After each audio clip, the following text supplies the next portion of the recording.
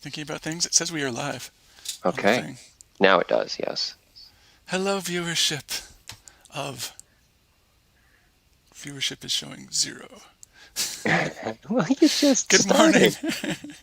But surely people have been waiting with bated breath for this to go Good live. good morning, people who will watch this part later. Someday. Good morning, future self. Well, that at least on YouTube with a live stream, you can actually scrub back and watch from the beginning while it's streaming and just be behind everything. Right on. I don't know about the other Why platforms. is. Why is my. Oh, wrong rectangle. Why do I have 2 rectangles? So, as you can see, everything was prepared well in advance. Mm-hmm. So we've got this small little logo in the top right corner that is not going to cause anybody any grief. And Mm-hmm. right now I'm working on the grief version of the logo. Which probably should only be there when someone is like full screened because it takes up a lot of real estate. Yeah. Um, yeah, if it's going to be right on top of a walker, then we go to the small logo or no logo. See, now you're making this sound like Walking Dead or something like that, because they call their zombies walkers. Okay, participants. There we go. Hopefully, Do they ever do like a zombie walk for MS? for Because like MS, you know what? Now that you've said it, they definitely should. they should. They I should have don't. I like a don't know why they Halloween don't. zombie walk or something. So we do have someone is tuned in on Facebook, which is awesome. We are. I'm obviously. Oh, someone tuned out again.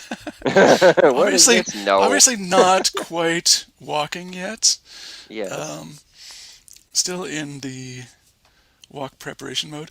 The really nice thing about the walk this year is getting to the event. In past years, I would have to get up kind of early, pack stuff, find kids, etc., etc., etc.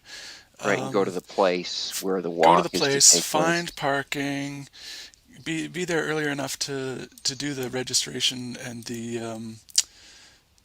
what do they have, the not a disclaimer, waiver for participant waiver for And then you libraries and have the stuff like little that. team signs that are pinned to your shirt or whatever, right? I Yeah. think. So Yeah. yeah, if I go missing on this walk, I just go missing. Like, we'll have to And set a he search was party or I never don't know what. seen again. But and the on the plus side, I really do enjoy the official events because sorry, I missed that. I didn't hear that somehow. I There's didn't an say anything. overlay. All That's an right. overlay. Oh, okay. That's an overlay. I like it. Yay. Stop sharing screen. It is well overlaid. Um, so I guess it's time for me to suit up. Yes. Get This walking. shirt looks very orange on my webcam, but on my IRL eyes, this is a red shirt that's more or less in Ah, theme with the MS colors. right, right. Um, let's see what it looks like on my phone.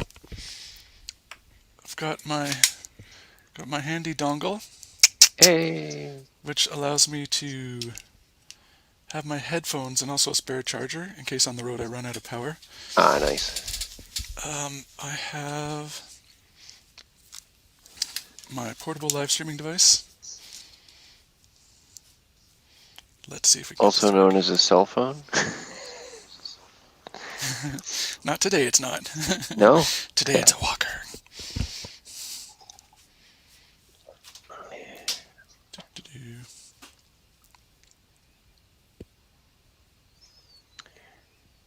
I'm Oh, disappointed that you protein. didn't invest in a GoPro for this. It was so close, Toby. Oh, Because really? the physical challenge of the walk today, I think, is gonna be me holding my phone up. Oh, yeah. If you had a shirt pocket or something where you could like face the camera forward out of your pocket, you could at least put it down and still stream something. If Markel walks with me, we can clip this to his backpack. There you go. What, he's going to take a backpack with him? Well, I guess he He could just always for the takes a point of backpack. clipping. Oh, okay. That's just the No, thing you do. yeah, I don't know if that's gonna be the case.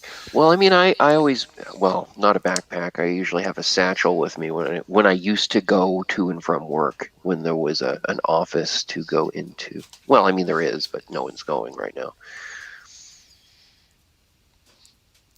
Do, do, do.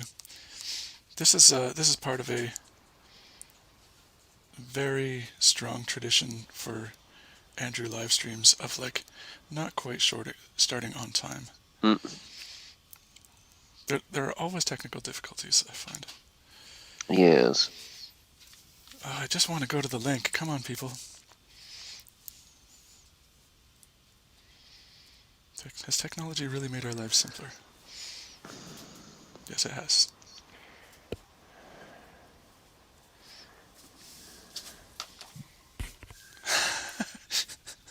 My display name is Sleepy. You didn't. Oh, no, you're labeled correctly in the stream. No, the new one I'm just adding. Oh.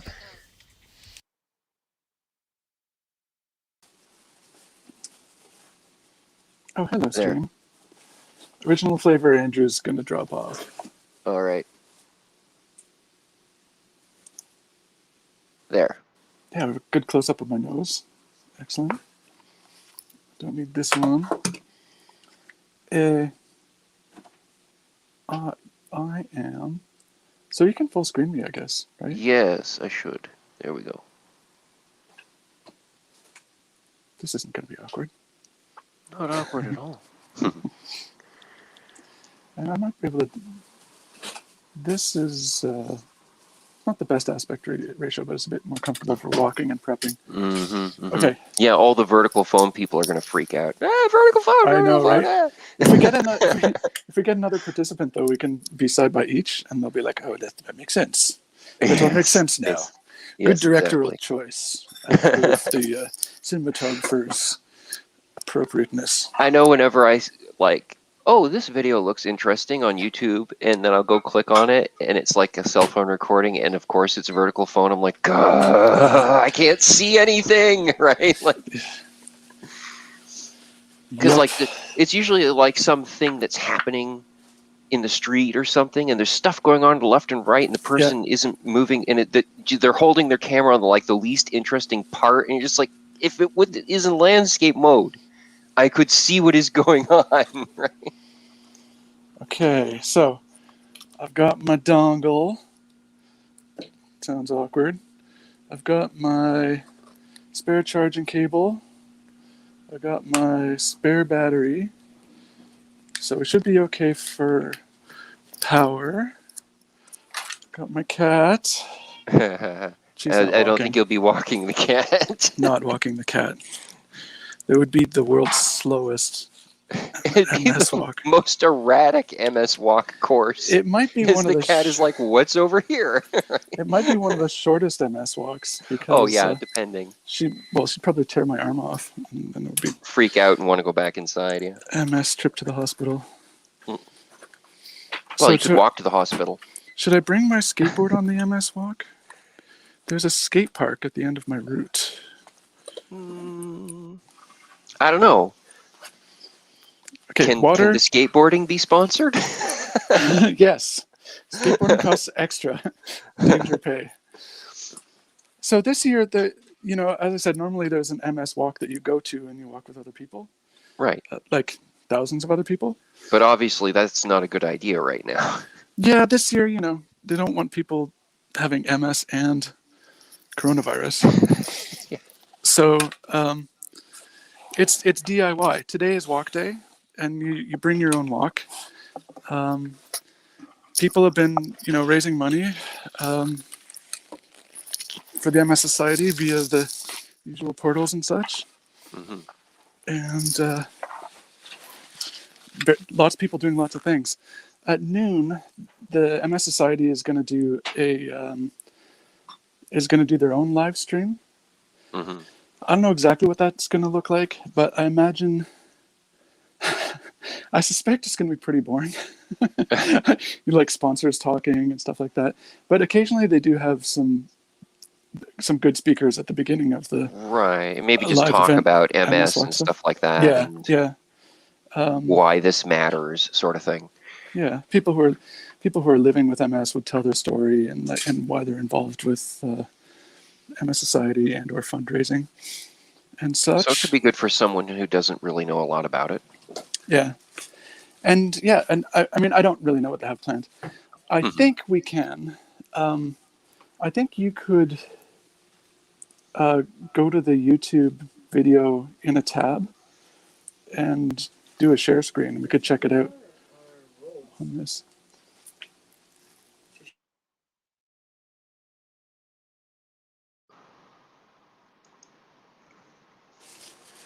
Raquel was asking about the paper towel supply. Ah, okay. Paper towels are very important these days. They're right up there with toilet paper. So, there's a thing, because I don't have a GoPro, Mm-hmm. I want to send the link to this to my mom's in case she's able Mm-hmm. to jump on. And as soon as I tab off this this window, I'm going to disappear from the stream. Oh, okay. So fear not. Maybe You'll be Toby, if you back. could talk over it for like 4 seconds, or maybe All right. maybe we need a banner that says Andrew will be right back. His Yeah. his phone Let doesn't let me. him text and text and Uh, talk at the same time. yes, I will. I will make a. Should it just be a ticker, or do you want it to be an actual banner? I think it's a banner because it pops up and Okay. it shows it's sort of bottom left of the screen. This thing is happening. So if someone tunes into blackness, it's not terrible. How about just the generic Andrew will be right back? I like that. There we go. You all set? Sweet. There. I'm ready with the banner. When you vanish, I'll put it up. Okay. About to vanish. Do-do-do.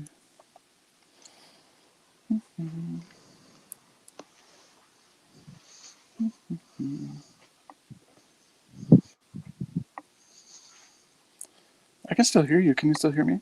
Yeah, I can hear you. Oh, that's good. Your video is just gone, that's all. That's good. Okay, because I ran into this with Ash when Ash joined some other stream on his phone a couple weeks ago. Oh, okay. And then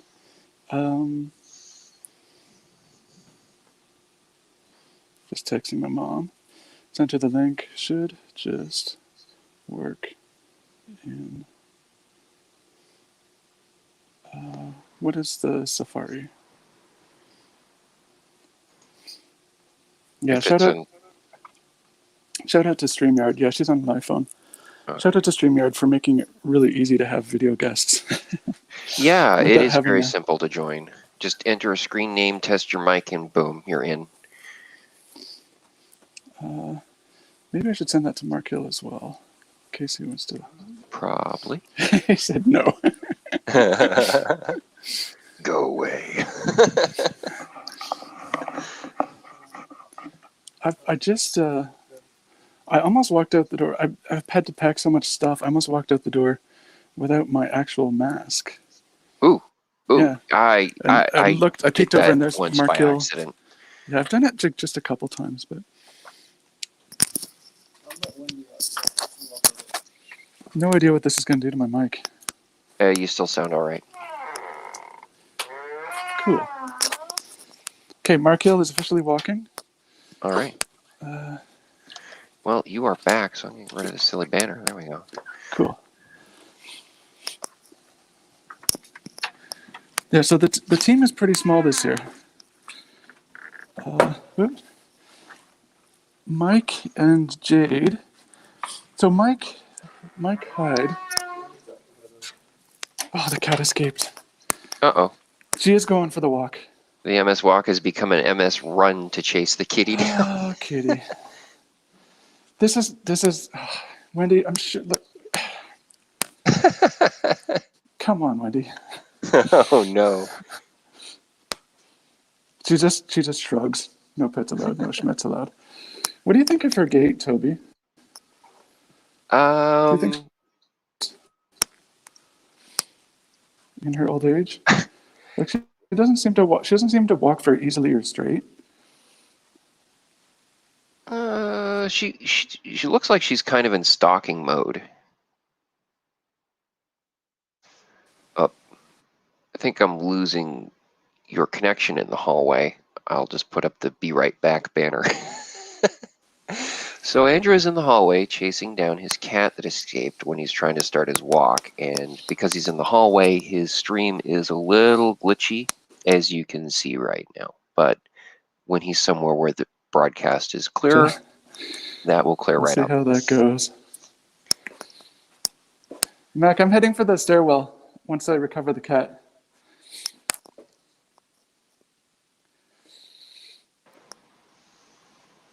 This is awkward because I've got a helmet in one hand and a backpack with a skateboard on it and a phone in the other hand, so I'm not sure how we're going to get her inside. I have no cat treats with me. Your signal cleared up again. You probably reconnected to your apartment's Wi-Fi. Yeah, good point. Yeah, I expect that when you leave the building, you'll drop out temporarily until you get a cellular connection. Kitty. Oh, you're serious? You're just going to sit down?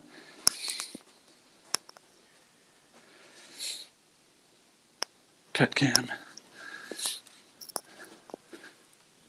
She hates being picked up, so usually I can persuade her Try to to get a move hurt on. her. Yeah. Just by like, hey, Yeah, both of my cats will allow me to pick them up, but only briefly. I have to put them somewhere quickly. Hey. Wendy, get in there. Wendy. Do I literally have to pick you up? Wendy is a bad girl. I mean, let's be generous here. Well, she's a cat, and she does what she does, right? No, I know. I was going to say, she heard me say our team is small this year and immediately joined in. I wanted to be a part of the... We're just walking up and down the hallway, right? Because I can do hallway walks. Yep. I'll do my longest walk ever, 48 meters. I mean, it's funny to joke about Wendy only walking 48 meters, but one of the measures of disability with MS is how far you can walk unaided, and it is measured in meters for some of the stages. Wendy, this is totally the wrong way. I mean, this is probably way more exciting than the walk I had planned, if I'm honest. But also a little frustrating. Okay, girl, I'm going to try and pick you up one-handed. Wendy, time to go home. Wendy, go home.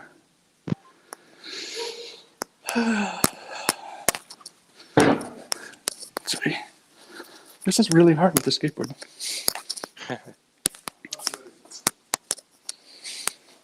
Oh, Mark has been brave.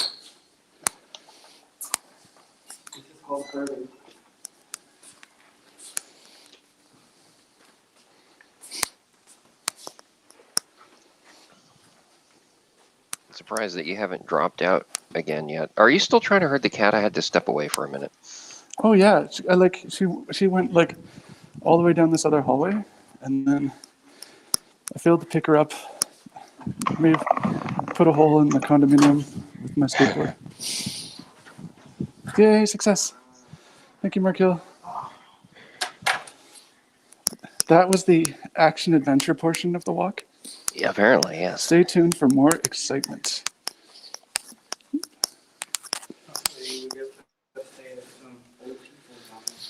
Yeah, I'm sure. Yeah, we'll be rescuing people from muggers and probably babies from fires and stuff. A lot Keep more goes things. on in these MS walks than I was led to believe. Okay, so he is dropping out again because he's moved away from Interesting. his unit's Wi-Fi, but I'm sure the stream will sort itself out again when he gets a clear signal from his cellular data. So,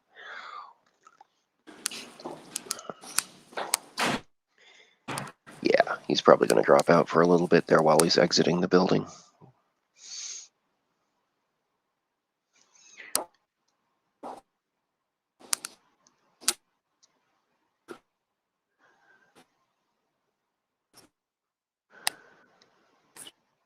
So yes, if you would like to support his team with the MS Walk, if you want to sponsor it, you can scan the QR code in the corner, or you can go to the URL that's displayed in the ticker.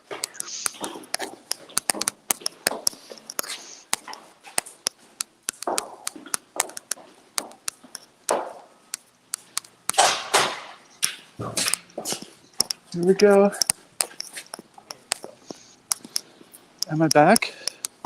You are back. Yes, you're Sweet. starting to you're getting frames again.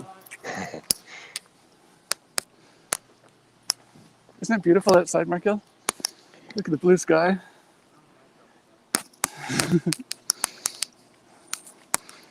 Markel's just say no to outside. So we have my mom and my dad are walking today. Mm-hmm. They are not planning on walking at 11. Oh, So, okay. but my mom might jump on the stream. All right. My sister and her family normally walk with us, but I'm not sure exactly what happened this year. But there, there's a lot going on with pandemic and such. Yes. My kids, we've got 25% kids going on. Faye could not get out of work today. Mike and Jade. So Mike is a really good friend of mine. You've met him probably only about once, Toby. Once or Mike? twice. Yeah, With the Mike movie Hyde. stuff, I've met him a few times. Cool. Okay. Yeah, our circles don't really cross that much, the three of us, but Yeah. he's a really good friend. He went on the first MS walk that I did with me back in, I think, 2009. And he's done most of them in between. And then his partner Jade, for about 4 or 5 years, has also been coming, which is really cool. 4 years ago, we brought our little Chihuahua Macy on the walk with us. And Mike and Jade were inspired to get a little small dog as well, Oh, a little okay. apartment-sized dog, who came the next couple years. I think he came twice, maybe he only came once. Anyway, last year, of course, my mom and I did an MS sort of telethon instead of the walk, impromptu sort of last minute thing. So I guess technically I didn't walk last year, but basically I guess this is my 12th year participating in the event. Hey. I brought sunscreen. We can load up on it if we need it. I mean, there are probably UV warnings this time of year with this much sun. Yeah. Can you hear Mark Hill at all in my mic? I can hear his voice, but not clearly. He was I can asking hear about that he's sunscreen. talking. He was asking about sunscreen. I've packed it. I have not yet applied it. Our route today. Oh, I forgot to say. Hold on. I gotta go dark for just a second while I start my walk tracker. All right. So in the background, I'm loading Map My Ride, which I use normally to track bike rides. How far did I go? What was the elevation? Stuff like that. They also have other people. I'm sure they're MS walking. There are other people. There are other activities that you can select to like walk. So I just click Start Workout, so we'll be able to see how many K we do and how quickly we do it. And I should be back with video. Yes, there you are. So, our course today takes us down into the valley of beautiful Taylor Creek. We are still maybe 10 minutes away from that. This is beautiful Dawes Avenue at the moment. So we're at the corner of Main and Dawes. As you can see, there are a lot of walkers out here. Not a lot of them wearing MS fundraising shirts or. I think they're just simply walking. Let's pretend that we're being joined by hundreds of walkers here for a cause.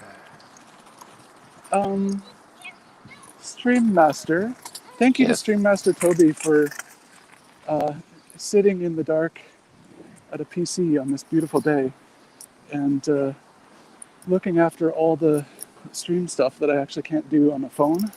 Oh, I'm a huge fan of hiding from the sun anyway, so like this is no big deal. Well, have you applied sunscreen though? No. That's why I hide from the sun. Sunscreen. I see. I don't like sunscreen. So I was going to ask, does this aspect ratio, to me it almost looks like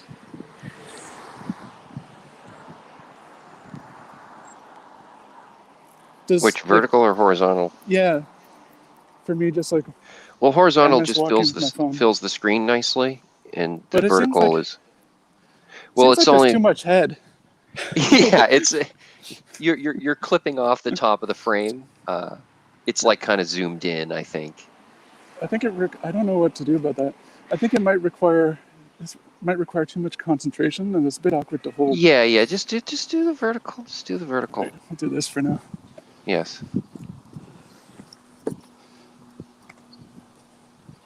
Yeah, I can see exactly where it would clip if I turn sideways.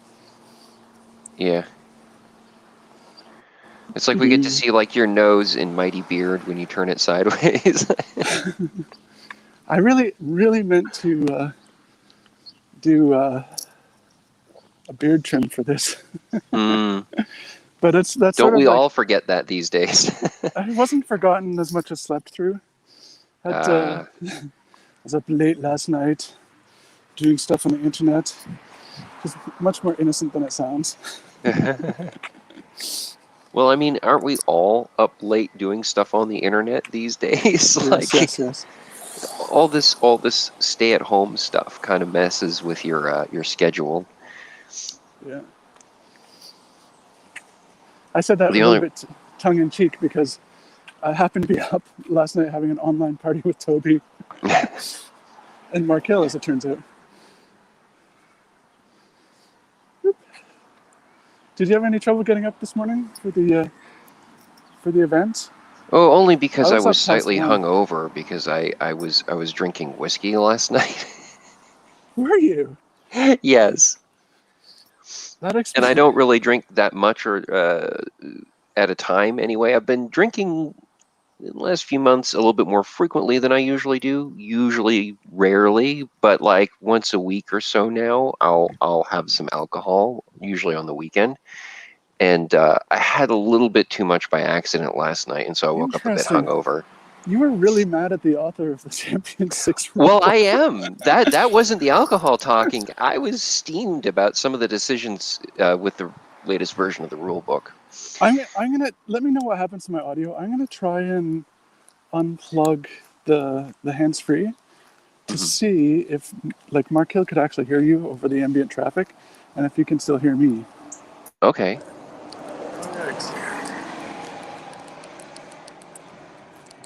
Are you receiving? You sound a lot fainter. So we'd have to get in I close can hear you, but you are a lot quieter. Do you have the option to turn on the auto volume for my mic? I should. Let me try that. May or may not help.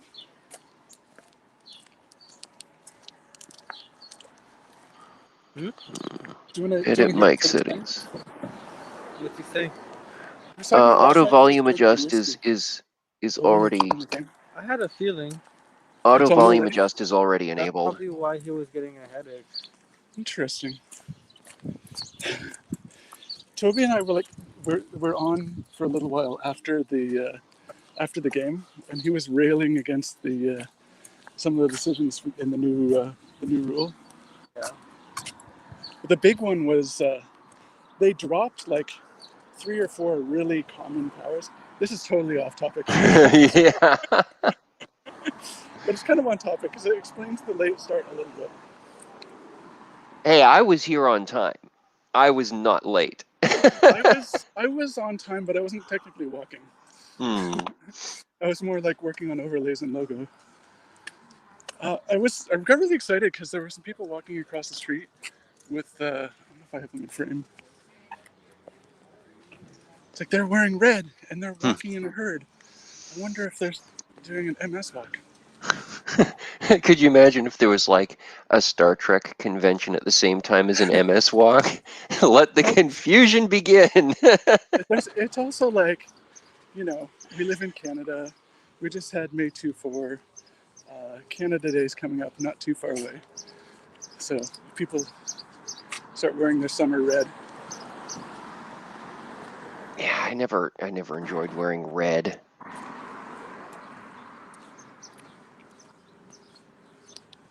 Except for apparently when I was very, very little, I remember having a pair of red jeans with white stitches. It was the 70s. What are you going to do? It was so traumatic. You remember it to this day. Well, I have memories of wearing them and looking at them and thinking that those were my favorite pants. So when I was a wee lad back in the late 70s, mid to late 70s, my favorite pair of pants were red jeans with white stitches. Interesting. The way you described it today, it sounded like red jeans were not ever your thing. Well, I mean, later on, for the vast majority of my life, I'm not fond of the color red for clothing for me to wear. I don't like it.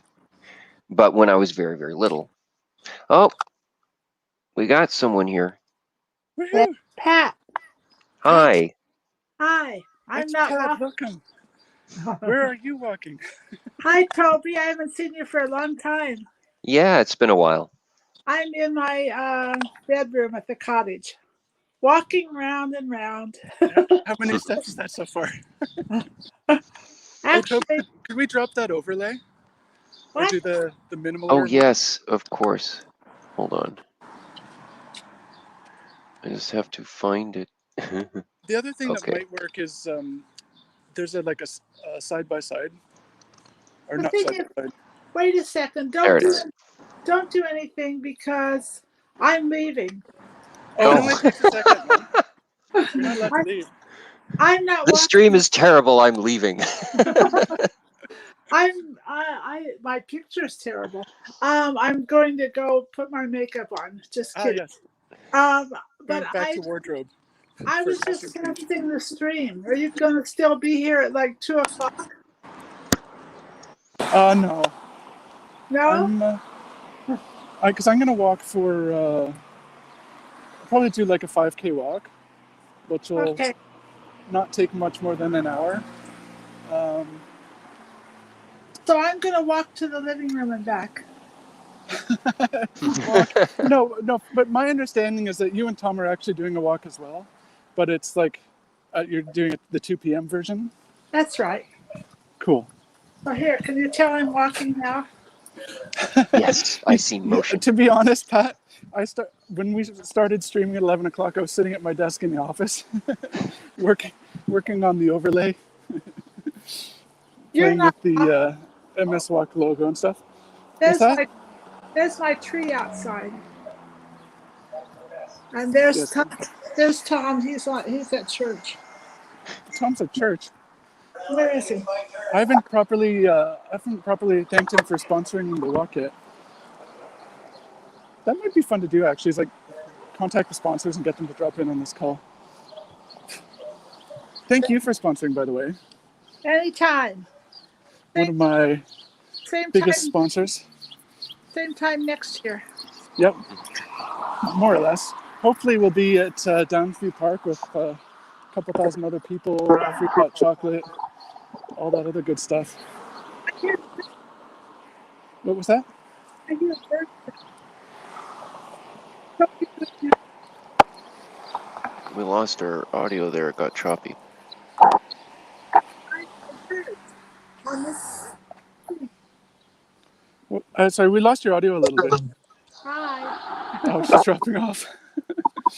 Okay. I think so, yeah. Are there birds where you are? Never mind. Yeah, you might be able to hear kind of birds chirping. It's mostly cars now because we're not in the valley yet. Pat, if you want to poke your head back in about 10 minutes, we'll be away from the traffic and down with the birds in Taylor Creek. So Me. pardon me? Who else is watching? Who is that? Markil. Thing?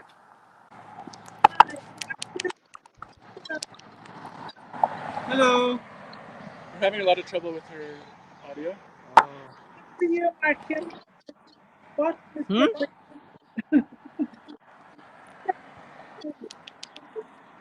Okay.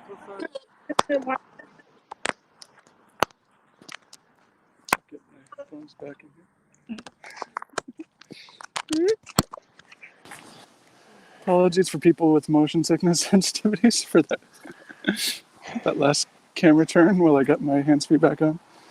Hopefully she jumps back on in about 10 minutes or so. I'm not sure if she heard me suggest that. Yeah, I don't know what happened with the audio there.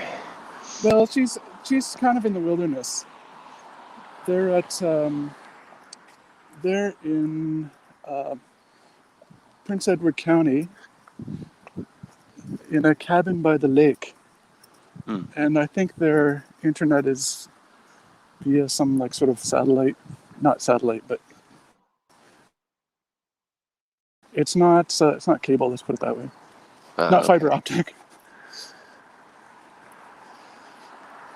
So it's cool that she could drop on. My mom has walked with me for many years in the walk as well, and my dad has from time to time. He does. He's in a fairly serious choir that is like technically a church choir, but it's also like a performance group. I think it's Trinity St. Paul's, Bloor Street in Spadina. Anyway, I should do my research on the bios of the walkers. If I'm doing a stream like this, but anyway, yeah. So he in recent years has had other fairly serious commitments on Sundays, which is when the MS walk always is, for whatever reason. All right, we're approaching beautiful Taylor Creek, which is a ravine that follows a stream. Well, literally follows Taylor Creek. It's nice and flat for cycling and walking. It's nice and shady for high UV days. It's nice and quiet because it's once we clear the parking lot, it's a pedestrian and cycling trail, and it's nice and long. It goes all the way over to the DVP, which we are not going to be doing today.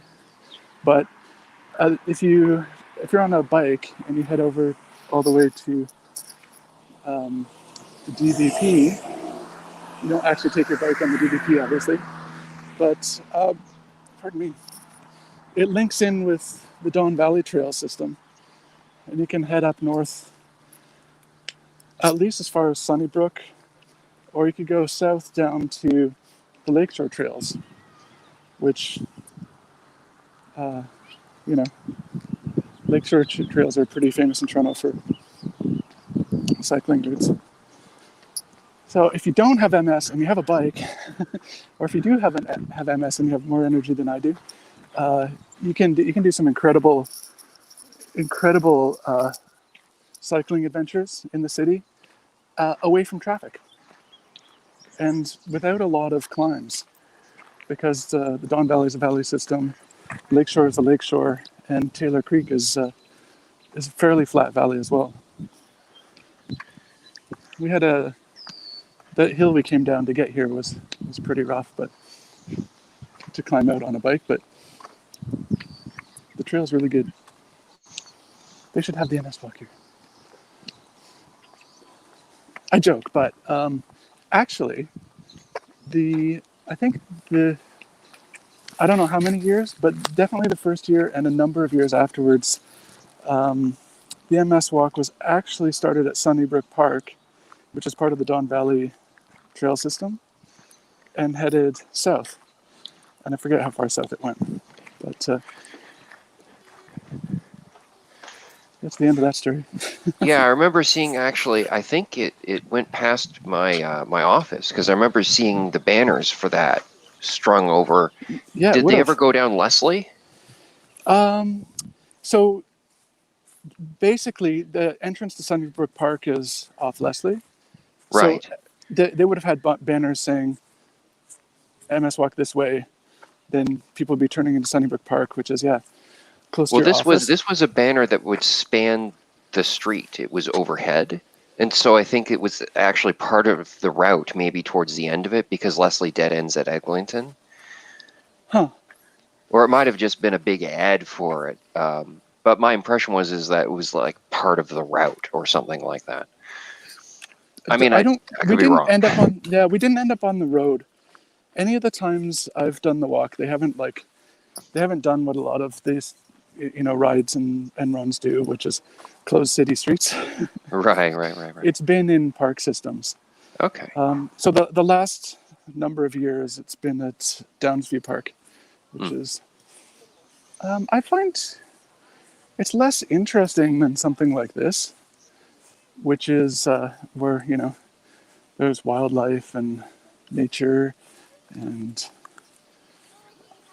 there's a creek and shady trees and pets and I don't know, people man. Those and trees look parks. pretty shady. I think you should They stay are. away from them. Well, I don't have my sunscreen on yet, so I have to consider that carefully. Yeah, Downsview Park is like, I think it used to be an air base or something like that. So it doesn't have a lot of sort of nature and vegetation. It's just sort of like, it's grass with some with walking paths through it. I don't know how to switch my camera to like actual camera mode on this thing. If that's because I could shoot some give people a better idea of what the park looks like. I could turn this Right. around, but You could just simply turn it around, but then you can't see what you have framed. Where's the horizon, Toby? Yes. So Well, on the right over there is the actual creek. There are a lot of, especially further on, there are a lot of fairly serious dirt bike trails. That's a much less serious dirt trail, but this is the paved like bike lane. And as you can see over there, it goes right past a marsh area.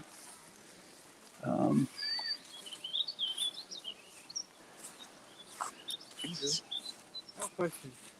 Wait, hold on, switching audio.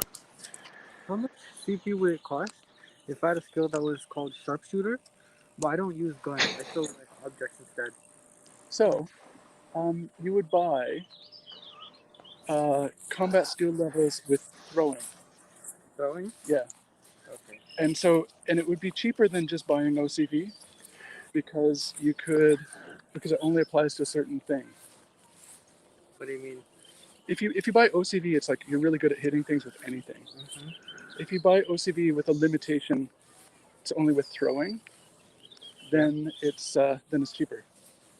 Because like most of your attacks, I mean, if you want to attack with anything other than throwing, then Because I just remembered last night, I was like, this guy's going to pick up rocks and throw it at people. Yeah. As a long range ability. Yeah. Because it doesn't have any shurikens or whatever. Because you have strength, right? Yeah. He could like snipe people. basically. Yeah. Especially with the small objects. So we switched from MS Walk and Parks Talk to role-playing game talking for a second. Now that was just a very quick question. How much would it cost? It would be cheaper than just buying OCV. It wouldn't be super expensive. But I would have to consult the chart. For a throwing skill, how much would a throwing skill cost? But I don't think you'd buy a throwing skill. So I can just I think, casually pick up rocks. yeah. Really? No, I mean, I don't think you'd buy it as a skill. I think you'd buy it as attack points, like as an attack power. From the characteristics or from powers? Powers. Okay. Because anything that has a limitation you buy as a power. But basically, it's just like he's really good at throwing things accurately. Yeah. Correct, Toby? Did you hear all that? Some of it sounded like the right notion. So I wasn't able to actually answer his question, which was how expensive would it be? But it's what 2 points for OCV or? Well, it depends on how many things it applies to. It becomes more expensive the more things. But your base attribute. Oh, the base attribute is 5 points. Oh, it's 5. Yeah. Yeah. So throwing is fairly general. I made a special banner. Oh, what does it say? It says off-topic conversation in progress. No, my team is talking about very important MS MS team building activity. But yeah, like it depends on how many things it applies to. If it's a tight group, then it can cost 3 points. Yeah, if I know that if it's for like one attack, it's like I'm buying it for this power. Yeah. It's only 2 points, which is pretty cheap. Yes. Yeah, it's because it wouldn't be 5 points, but it also wouldn't be 2 points. So yeah. Short answer is we'll have to consult the thing. They often have examples like hand-to-hand only or ranged only. Thrown only is, I think, more limited than either of those. But I'll have to consult the charts. Oh, he's listening to music. Okay. Oh, wait, what did you say? We were worried about what the actual cost would be. And Toby, of course, remembered that the base cost for the attribute is 5 points per. Yeah. And I was saying that for one specific power, it ends up being 2 points per. This is totally off topic. here's a creek. So, I mean, there's a bird making bird noises.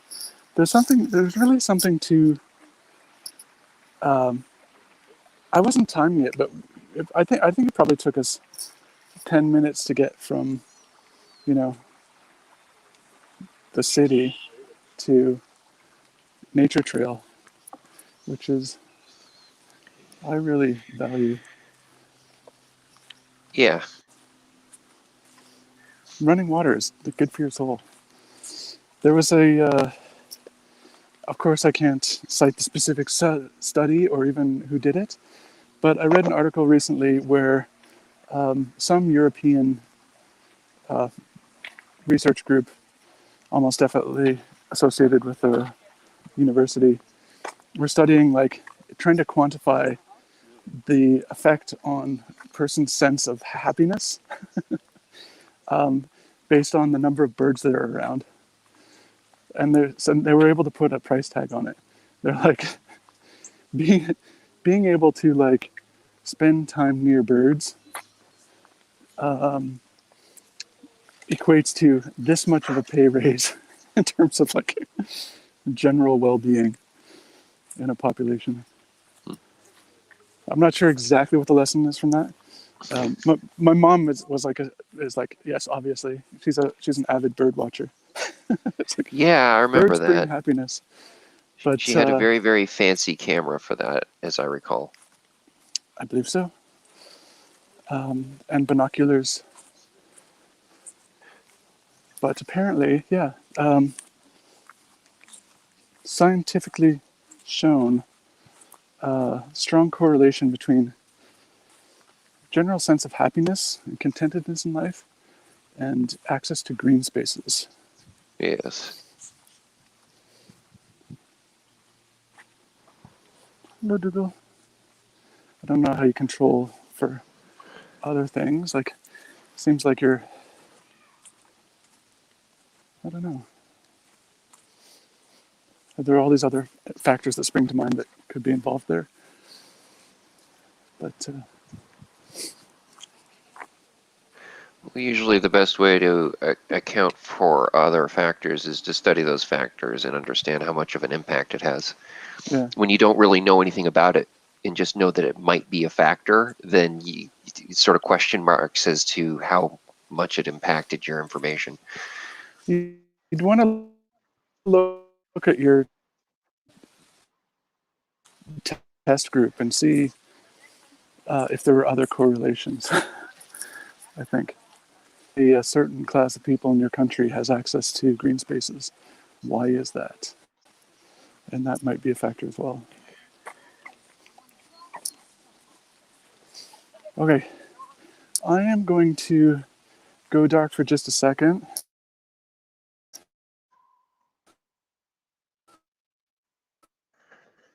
If you want to flip up the book my mom and see if she Yes. wants to say hi now that we're slightly quieter. All right.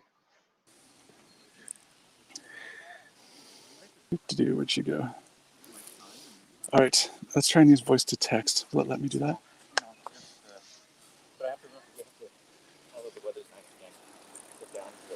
That's not what I wanted. Like this. So Andrew is contacting her mother to see if she wants to make another appearance on the stream.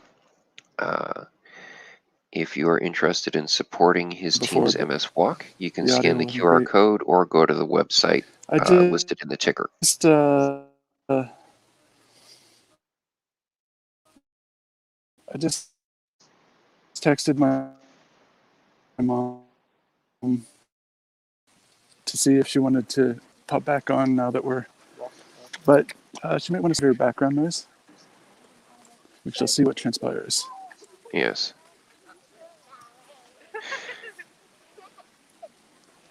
While you were tabbed out, we also lost your audio for a little bit, so I just did a little PSA announcement about sponsoring the walk.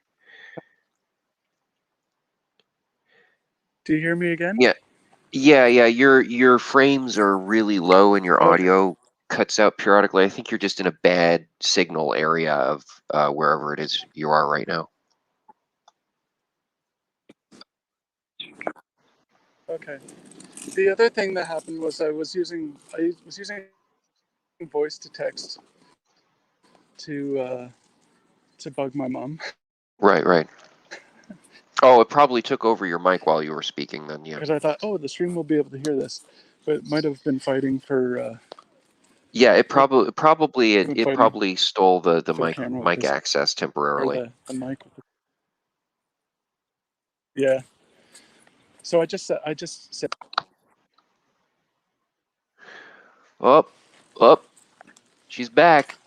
She's back, Can you hear this ambient noise? just like Jaws. Dum. Here's Tom. I can hear you much better now. Say Oh, he's hi. back. Tom, thank you. That's Thank you for Toby. sponsoring the walk.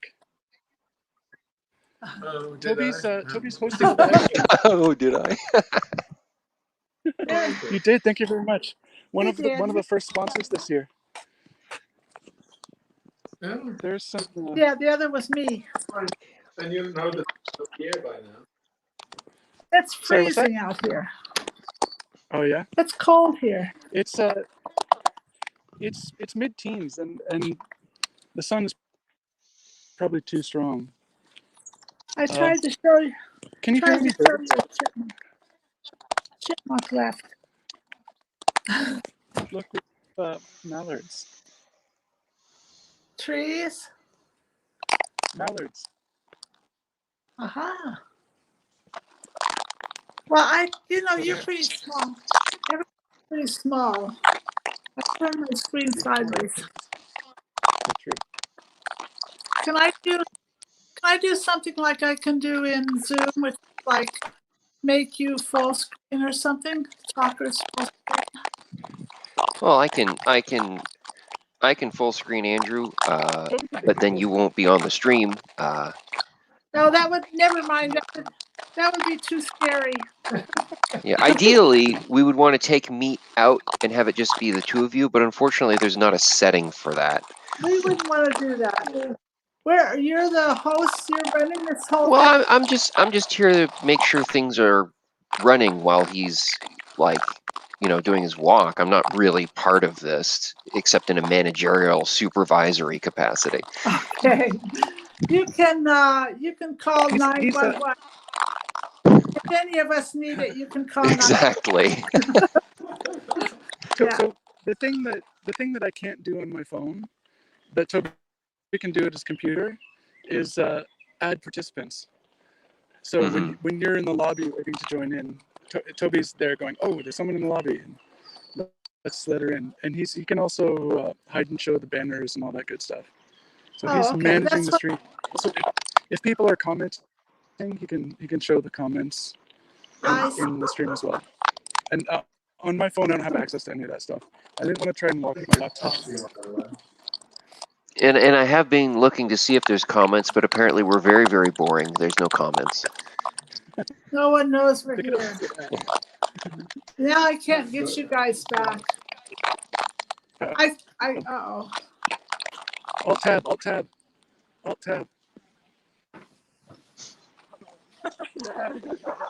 Oh, we're about to have a giant cookie, but my video's gone. Hold it for a second, Tom.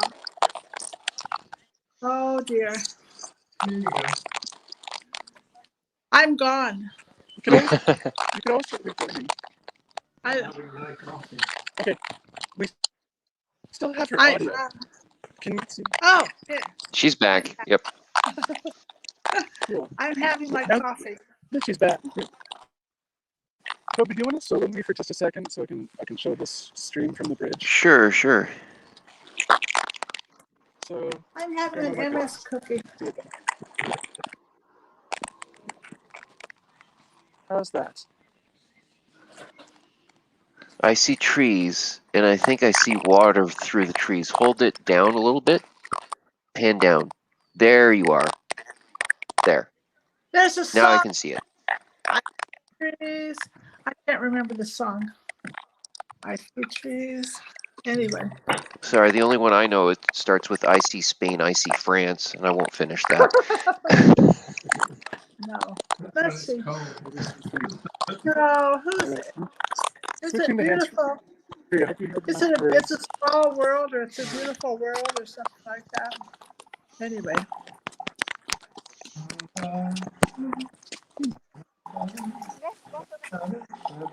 Good question. Yeah? Who has a question? Oh, I said that was a good question about what song you were thinking of. I can hear beautiful birds here and running water, and I'm sad that we can't quite share that audio with you. We're gonna go a little bit off road here, because there's another adventure portion, I think, coming I have up. more water than you do. Yeah. She's got you beat there. She hasn't seen the inside of my backpack. I do Okay, have birds. keeping an eye out. Cool. We're keeping an eye out for ticks here. I think we found the Blair Witch. You know what? It's hard to keep an eye out for ticks. What you have to do is tuck your pants into your socks. But if that's hard, if you're wearing shorts, I don't know what you can. You're going to have to really kind of hunch down. I'm just not going near any greenery that could touch my leg. Stay on the path, says Dad. Yeah. And also, look for them when you get home. You can't look for them when you're out. Yeah. You have 24 hours to take a bath. No, that's not enough time. No? No. Anyway, Tom can get him out. Apologies for the weird camera motion there. Just grab them with tweezers, right? No. No. No. I thought you grabbed the head with tweezers, with Yeah, fine but the tip head's tweezers. but the head's inside you. So you pull it out with Yeah. tweezers and the head stays inside you. Yeah, you pull the Um head out with fine They fine have tip they have tweezers. special tweezer-like tools for removing ticks, including the head and the part that's buried in there. But unless they got them in greater supply, they don't have many tick removal kits in Canada because, or at least in this area, because it's not a big problem, at least in the city. Sorry, totally off topic. One of my nephews got a tick on the back of his ear, and when they took him to the hospital for it, like a whole bunch of doctors wanted to see it because they hadn't seen a tick before. And they Huh. got someone that happened to have a doctor from Australia who was more familiar with tick removal and was like harumping over the fact that there weren't appropriate tools to remove the tick. It was this big production because my nephew had a tick on the back of his ear. I'll tell her. Yeah, well I got a tick off Tom once and then he went to the doctor just to get checked. Uh-huh. And he said, "Did you bring it in? Did you bring it in?" Oh, right. Yeah. We rarely see them. Huh. Don't they So also want to check them to see if they actually are carrying Lyme disease, or they yeah, carry a couple things, don't they? yeah, but They can, yeah. I don't think they check. It's too much trouble. Huh. I think that Because Lyme she disease is said really we've hard to never seen them. diagnose. Huh. Andrew, you're standing still. You're not walking. I'm walking. Oh, okay. The other thing is the way to get them out. This is my way. Was it oil? You put oil on it? No, you just dampen a Q-tip, and Uh-huh. then you put it on the tick, against the tick, and you won't believe this. You move it around in a circle. Move the tick around in a circle, and it unscrews it. Huh. It, it confuses it and it lets go. Huh. It happens. So the only thing I ever read about it was grab it by the head and pull it out. Grab And it by make sure the you head. The head's yeah inside. yeah. But they're like, you don't want to grab it by the body because that will squeeze its infection into you. But if you pull it out with fine tip tweezers by the head, You do that. doesn't make I it's not too yeah. I don't know. I also do some more research before I remove these ticks. better to not get one. Yeah. Step one, don't Yeah. get a tick on you.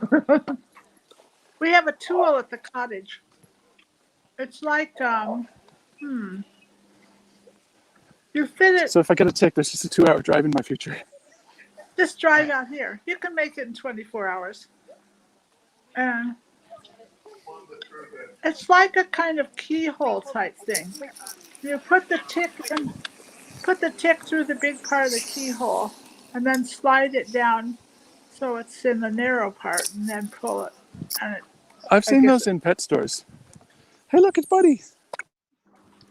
oh, Bunny, Buddy. that's a So skunk. Mike and Jade are at home with like food poisoning or something today. So Oh, they're gosh. not walking with us. Yeah, we were originally planning to meet down at the beaches, which they have good access to, and they turned up sick. Who was And that? hence the switch to Mike and Jade. Mike H. Oh, yeah. Mike Hyde. And Jade something or other. And Buddy the dog. Jada. Yeah. Jade. Yeah. Would have Jade. walked, but are not well. I'm going to see if I can rope them into the stream, though. If you want to entertain the viewership for a minute. My camera always goes dark when I switch screens. Yes. So now, Pat, you get all of the attention. Oh, You're yes. stealing the show temporarily. I'm going to sing. Tom can play recorder. Um, yes, well, I don't really have much. Entertain the people. One of these, huh? Andrew will be right back. Yes.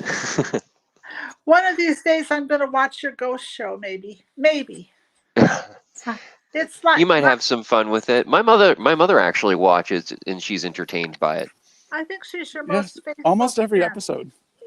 Yeah, yeah. I think so. Yeah.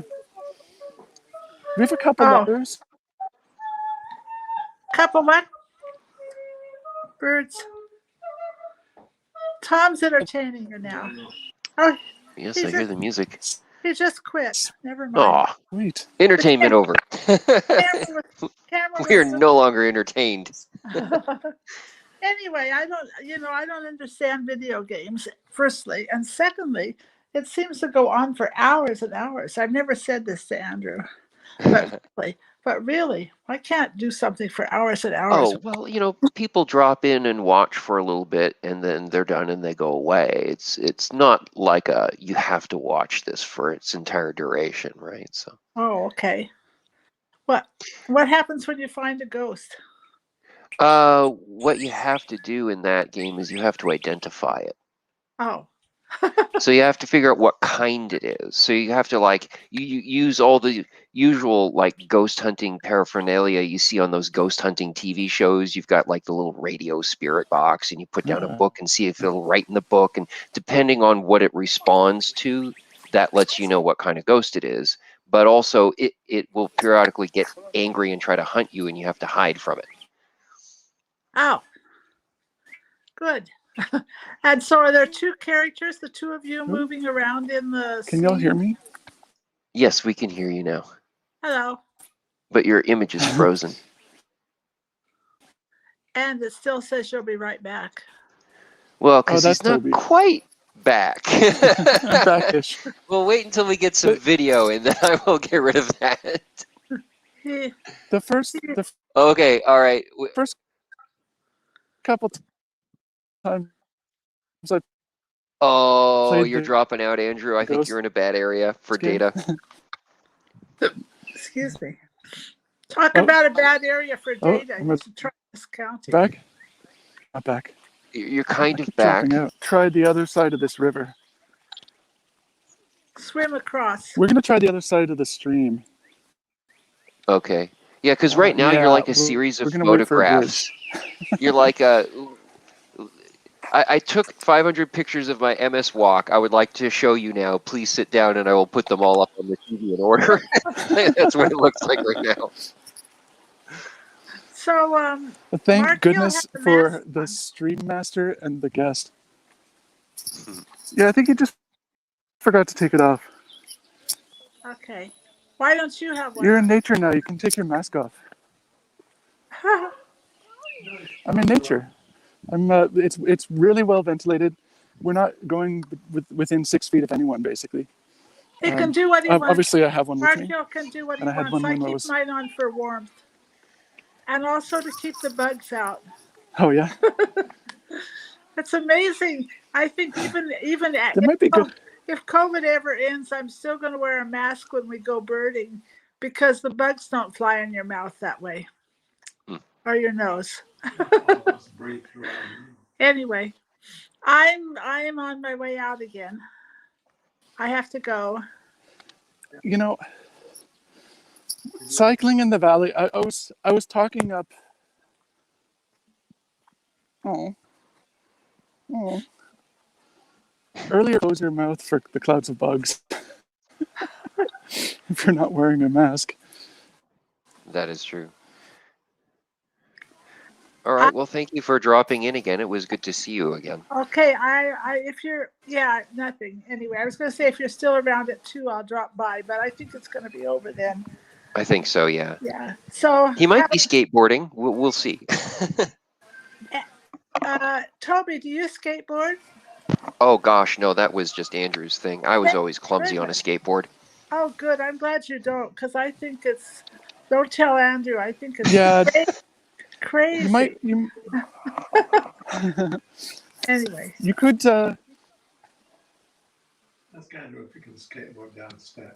Like, bye. I can't hear Andrew anyway. I'm going to try All and right, link in bye-bye. the MS Walk live stream. All right, I'm gonna cross the other side of this bridge, and then hopefully reception will be slightly better. Yes. It is slightly better from when you tabbed out, like, and then back, it was horrific, and it is a bit better now. I think it might be related to that actually, how the priority these devices gets assigned or something. But I have noticed that the video is a little less fluid since you got into the park, and now it's still pretty choppy. But at least your audio is consistent now. It's just the frame rate of the video that's super low. Okay. Do you want to? I forgot that the MS Walk is doing their own live stream event at noon. Do you want to try Yes. and link that in via another tab? I'll drop the link into chat. Oh man, I hope this doesn't mess with my audio again. But because I don't think you have the link for that. Let's see how it No, I don't. goes.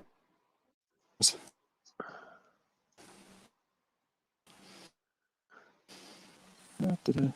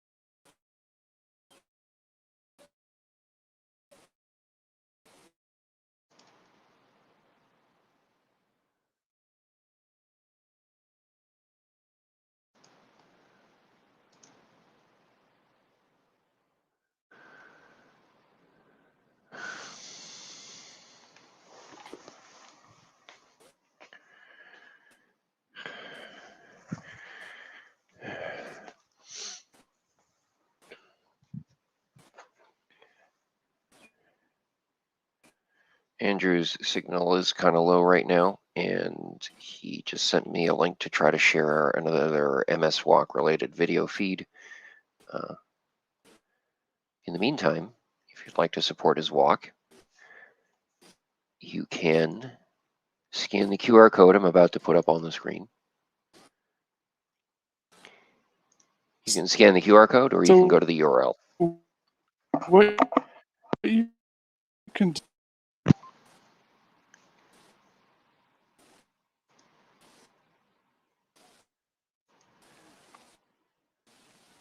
let's see if this works. Go. Okay. So if you open that in a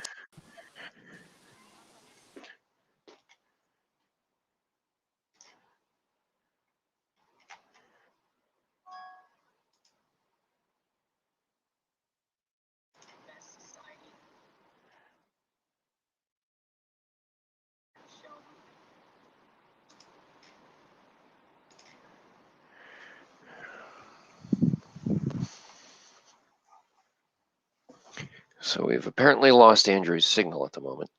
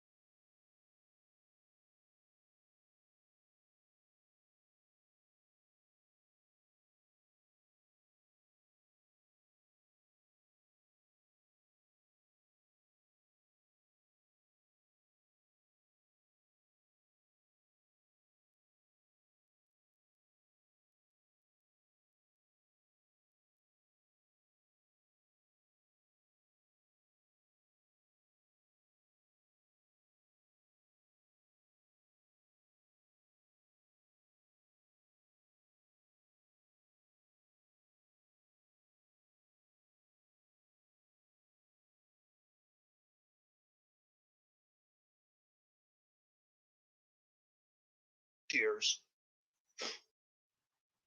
Can you tell us a little bit about your wife's story, Sheldon? I know it's an emotional time. Well, here. Can you see this? Can I put that up so you can see Oh, There you go. So that was October 21st, 1966.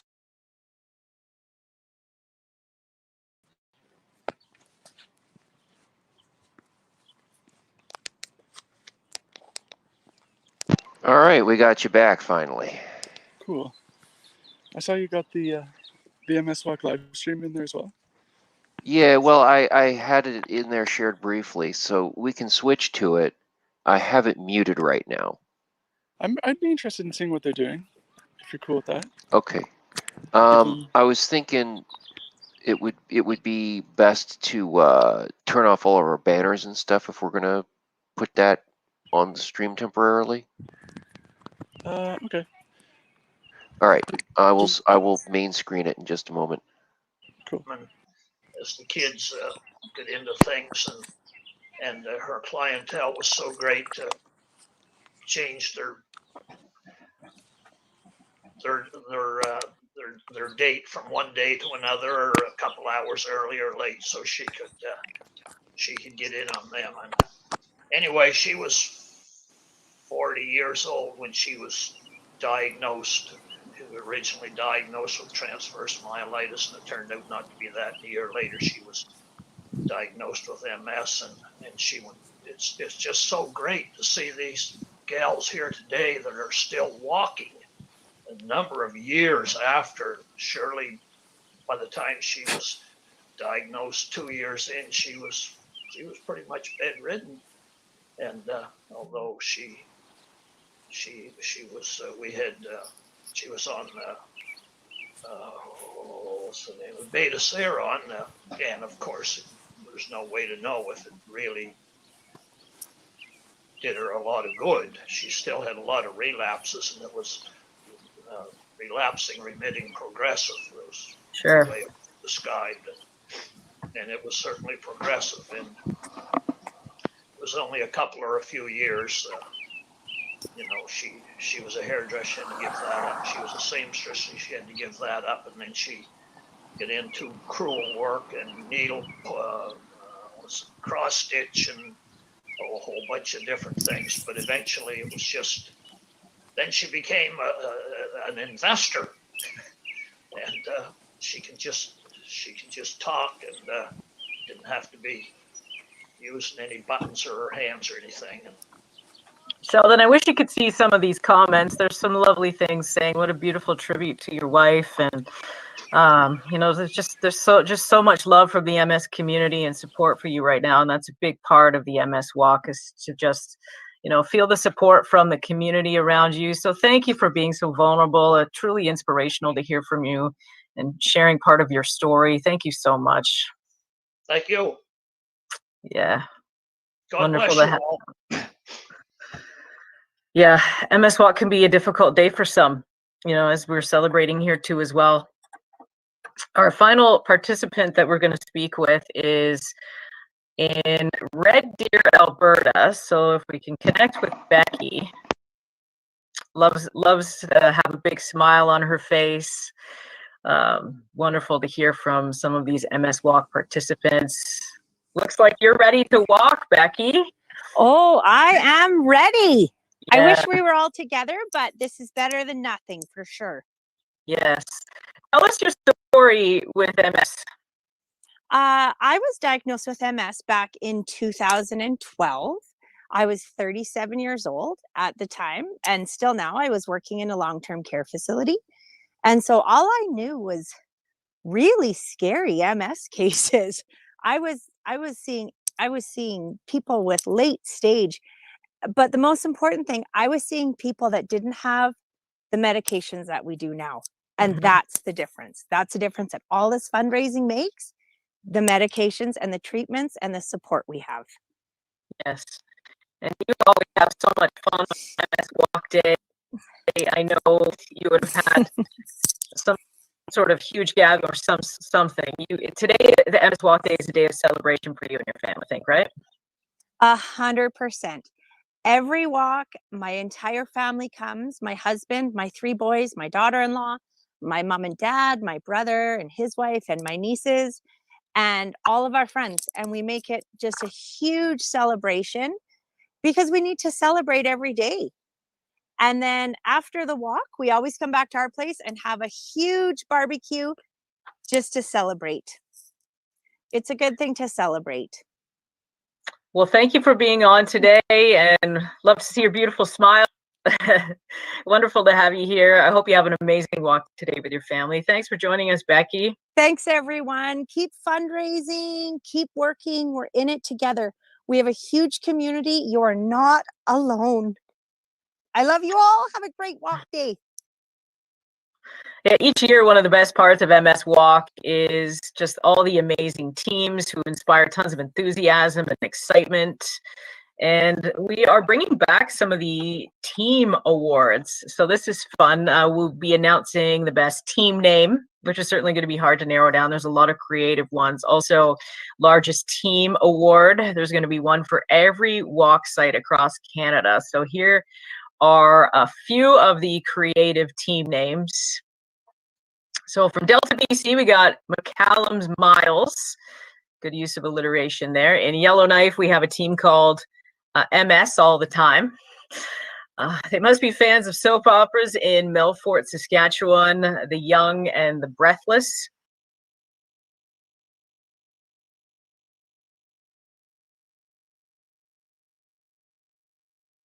I think it's time to bring you back for a little bit. There you are. I'm here. So, All right. I just checked in. So we're out of the valley. All right. We are at the skate park. So Okay. it's now the MS skating segment of today. So Okay, then. while that was going, while I was listening to that in the background, I was in the background I was checking out how we're doing on the actual walk portion. Looks like Yes. we're almost 2.7 kilometers in. And the goal was 5, yes? Yeah. So I think we're gonna approximately hit that. Okay. You know, if you've got other things to do this afternoon, we may end the stream before we end the walk. But we're about that distance from home, despite the way the valley curves and stuff like that. Yes, yes. But I'm gonna get on the skateboard and show these kids how it's done. All That's right. what's gonna happen. So I might hand this phone over to Markil. That's what I was thinking, and then he can just kind of hold it from a distance, Yeah. steady He towards won't be you. able to see. He won't be able to see what he's shooting. But that's. I can gear up first. Actually, how to do this? How best to do this? If there's other people at the skate park, you may want to mask on again. It's a good point. I mean, it is really well ventilated, but It's true, but milling around in the same area, the longer. It's probably low risk, but what the heck? It makes people feel better, probably, to see the mask. It's not no risk. Yeah.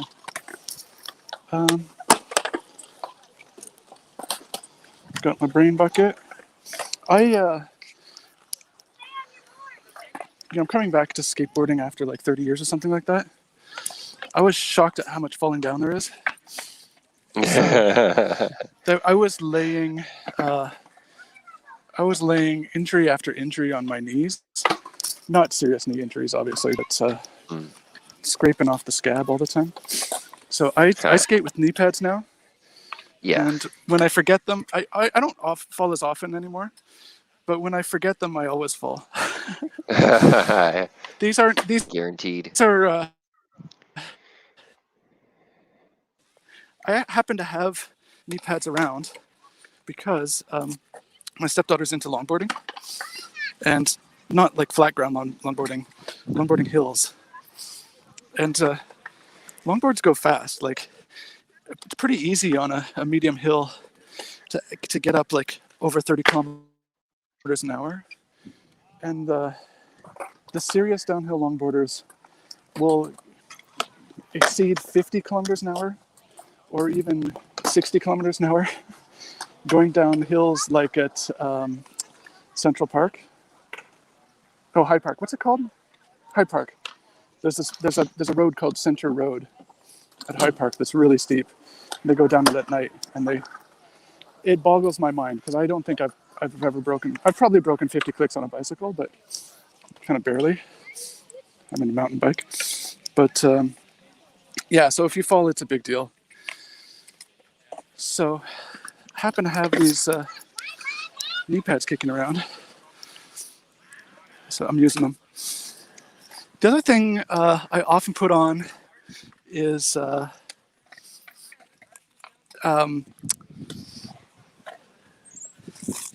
hand guards with the hockey puck for longboarding that are designed for putting your hand down when you're doing slides or turns, which you don't really do on a skateboard. It's not part of the style, but sometimes I try and practice the longboard slides on a skateboard because it's easier to get a skateboard into a slide than it is to get a longboard into a slide. Much easier. So I'm like, oh, I can learn some of these techniques on the skateboard. And then, oh, a bird pooped on my skateboard. Not cool, bird, not cool. Bird at least did not poop on me. Grandma would appreciate, my mom would appreciate the bird participation in the walk.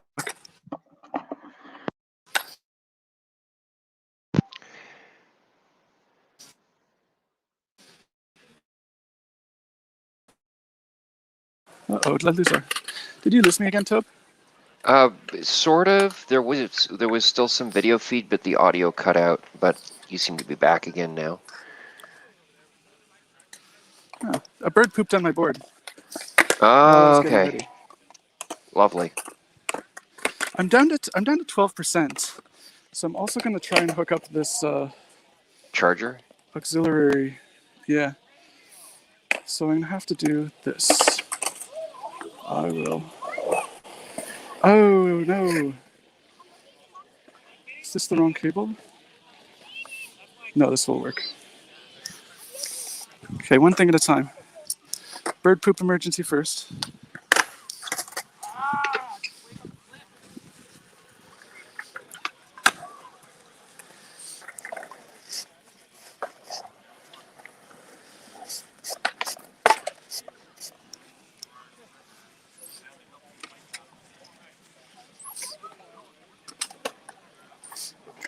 Do. So do you like the new banner I put up? What is it? The skateboarding portion of the MS Walk has begun. So it's hilarious to, the MS Walk is like, back in the day, there was a lot of wheelchairs, and a lot of people who, walking 5 kilometers was a big deal. Oh, yeah, I can imagine. And my story has been so much different because of the research that things like this funded. And the medications that have been available. Yeah. They just didn't exist. Yeah. So it's funny to laugh at. Like, I've got balance issues, I've got fatigue issues. I'm like in my 40s. What am I doing on a skateboard, right? Yes. And it's like what I'm doing on a skateboard is like people like you, gentle viewership, funded research that made this possible. I was diagnosed 16 years ago. No, 15 years ago I was diagnosed. 2006. I had my first attack in 2005. My diagnosis was around this time in 2006. And, the 10-year prognosis was terrible. Like just a decade before my diagnosis. So this is a gift. Yes. My gift to you is watching me try to skateboard. I'm going to plug into my charger, so my mic will cut out for just a sec. All right. That's wrong. So, I think headphones first. You can probably kind of hear me on my phone mic. Headphones first. All right. Did that work? Yes. Oh, so you can hear me again? Yes. And I also have the charger going. So Oh, good. we're down. Good. I am down to 9%. I don't know how well this charger will keep up with the live streaming shenanigans. We'll see how it goes. I'm going to try and hand this over to Mark Hill and see if he will say hi and maybe do a little bit of skate shooting. Yes. I'm a very boring host. You just have to shoot some skateboarding. And maybe talk to Toby. Do a play-by-play.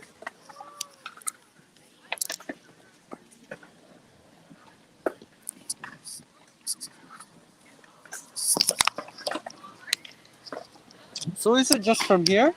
Yeah. I don't know how to turn the camera. Do you want to put your things in so you can hear Toby? Put those in, he can hear you and you can hear him. And I can't hear my music. Yeah, sorry. This will not be too long.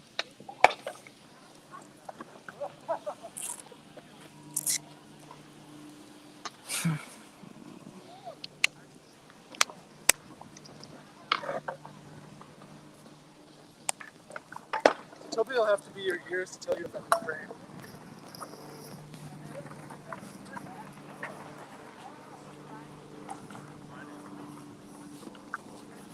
First is warming up. He said first is warming up. Yeah, I think you've got him pretty well in frame there.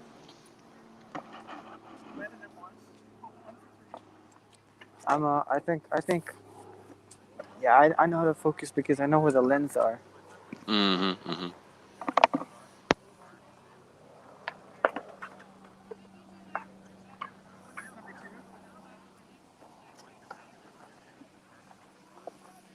Probably do. There we go. Trick number 2.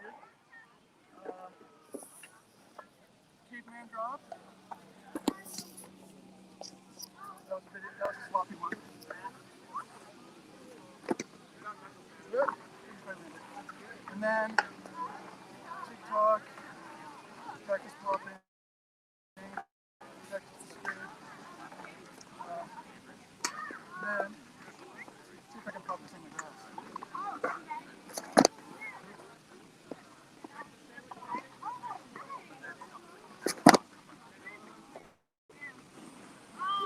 To the party. Am I supposed to follow?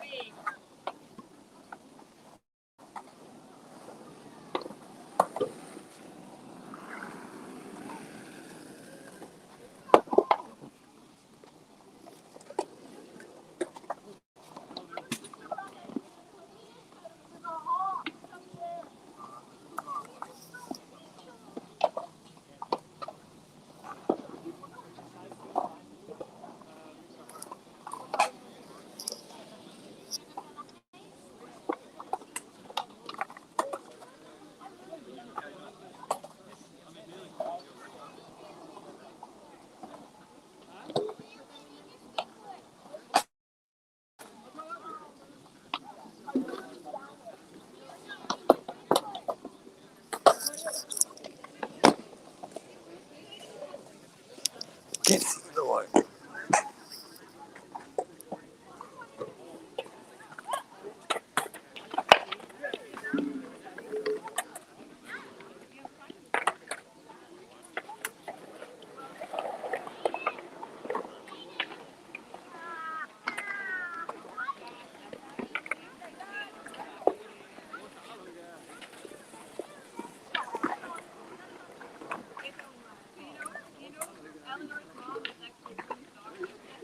I think Andrew should return soon because these people might think I'm recording their little kids. Uh-oh, can't have that. Yeah. Well, it's a public place. I'll just show them video proof. Yes.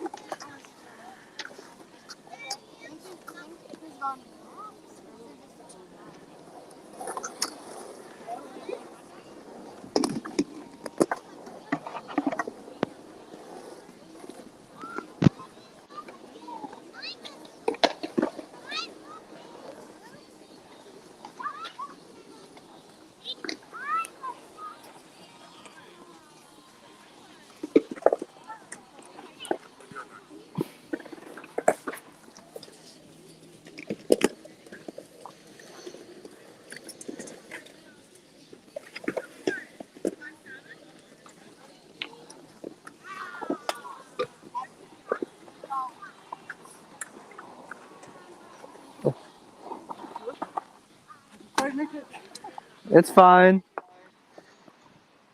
Almost.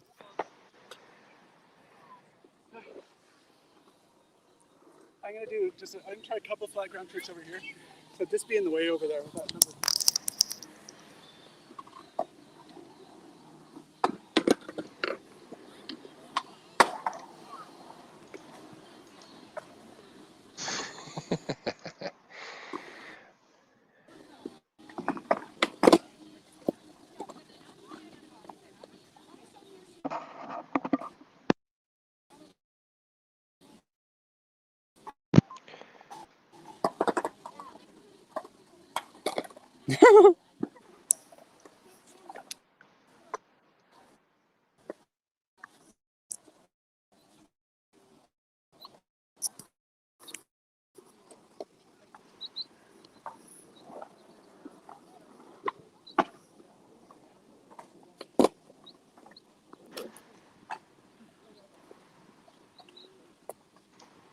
Need to see his footwork. I took the banner out. Oh. There we go. Skateboarding is exhausting when you're in your 40s.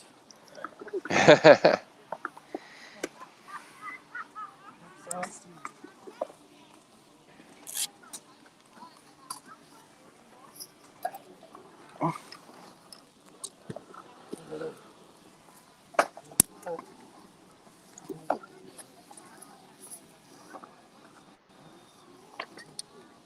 What size is that? Ew.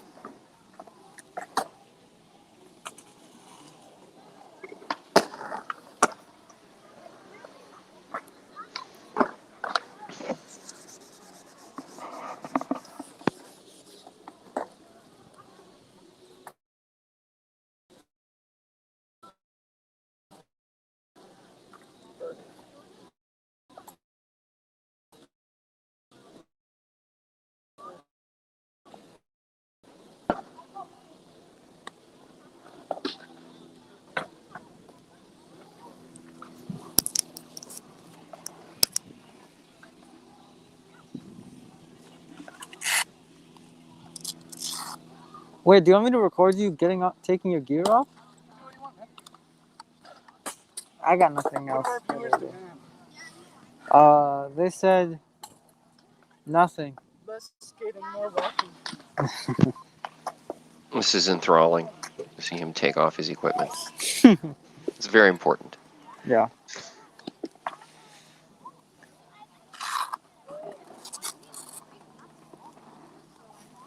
Oh, I see it.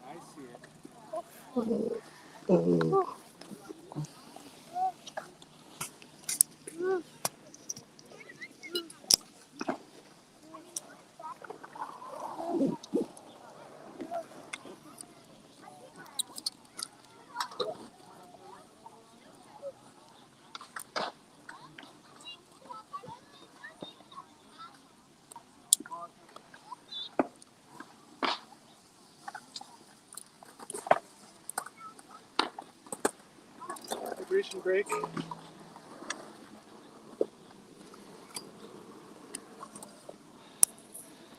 You can pass that back over. Thank you, sir.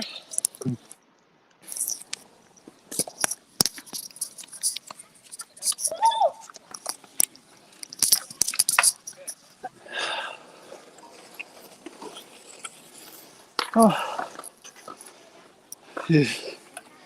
Hello, Hello. gentle viewers or viewer.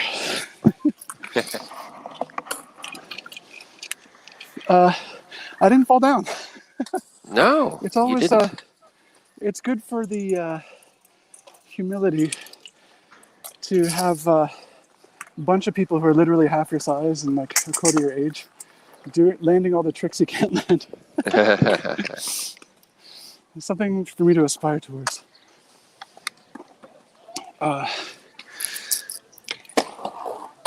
It's crazy how much concrete and metal and like ramps and drops they put near boards with wheels. On It's paper, almost this like they doesn't seem expect like a you to good do idea. tricks on them or something like that. But it's just like, you know, kids who are training for like competitive gymnastics, there are like pads everywhere. You know, Hmm. all the gear is covered with pads. They have, if they're, you know, landing some kind of an aerial off a vault, there's literally a pit on the other side that's full of foam to land in until you know what you're doing in the air. At skate parks, it's like there are no pads, just metal bars. If you trip during that stair trick, anyway. So and astonishingly, all these people are having fun, getting exercise and fresh air, and like not going to the hospital basically. So skate parks are apparently kind of magic. That's what I've learned today. Though I have to tell you, I don't know if I told you this story, Toby. The first time I came to the skate park was basically the first time I ever played with ramps, and I'm like, I can do a kick turn on flat ground, no problem, and I could kind of go up the ramp a little bit and roll down switch. So I'm like, I can kind of go up the ramp. So maybe I'll try going up the ramp and doing a kick turn and coming down regular, which I see kids just like see boarders do all the time, right? I like went Right. up the ramp a little bit, did my kick turn, and then my board went flying and I went flying, and I just flew onto my back onto the concrete ramp, right? Oh, ow. And oh yeah, I would have been destroyed if I hadn't been wearing a helmet. And there was this loud crack. I lay there for a minute. Faye was with me on that. It must have been my second skate park visit, basically. But first time I tried a kick turn on a ramp, smack. Faye's like, "You're never skateboarding again." She came over, did the concussion protocol stuff before I got up and started moving around, which is probably a good idea. But it was like new helmet time because it was. If you have a hard fall, you're supposed to replace your helmet anyway, even if there's no noticeable Right, damage. right. But it was literally cracked all the way through the foam. It did its It's like, job. I bought that helmet. Yeah, it probably saved my life. Well, I don't know. Well, it probably protected you from a concussion. Yeah, and also maybe cracking my skull because it was just like it slammed my head into concrete. Right, which would be part of getting a concussion. Yeah. Oh yeah. Yeah. But I know there's various stages and severities of concussion, but that can include a fractured skull. yeah, cracking your head open on the concrete. Anyway, so astonishingly, that doesn't seem to happen all the time at the skate park. They've got this swimming pool that people like drop into on skates, and I wish I had been pointing the camera the other way. This kid just jumped his scooter out of the bowl and did a. Oh, maybe we'll get it. Did you get that? Some Briefly, not okay. many frames. He kicked the scooter around and then landed on it. There's a guy in rollerblades in there now. Mayhem here. Mayhem. Taint rat. Anyway, I'm gonna put my bird poopy skateboard between my back and the bird poopy backpack, and I think we'll resume walking. And we're gonna stay out of the valley for reception's sake. and Alrighty. just do some Danforth main village suburban streets, which are actually also nice and quiet and have reasonable tree cover and birds and greenness and stuff. Right. Okay, Mark Hill, we ride. So I have a MS related sort of story that I need to sort of lead in with a question. Okay. So when you received your first tentative diagnosis because you hadn't remitted yet, you were in the middle of your first like major flare up, and one of your eyes wasn't tracking properly, and you're wearing an eye patch and all that kind of stuff. Yeah. And you told me that you had been tentatively diagnosed as having MS. Like they were pretty sure, but they couldn't like officially like put a stamp on it for a little bit. Yeah. And I think you mentioned that there was medication for it, but you were unsure, of how well it might work for you and all that. How new were those medications at that point back then? Pretty new. I Yeah. I think they were probably kind of like 5 years old. Okay. I could be wrong with that, and obviously they would have been in trials for quite a while before that. Right. Right. Because if you're tracking the efficacy of a medication that may reduce the frequency of relapses, like relapses can be like a once or twice a year kind of thing, right? Or less. So, but they're also like unpredictable. One person's case may be that there are a couple bad years and a couple good years, you know what I mean? Without medication. So I imagine they were in trials for a while, just around like figuring out statistically, are these any good? When I started in 2006, I think I started medication pretty early. They're like, I think I was diagnosed with probable MS, right? Yeah. They were tentative with it for quite some time. Yeah, I remember that.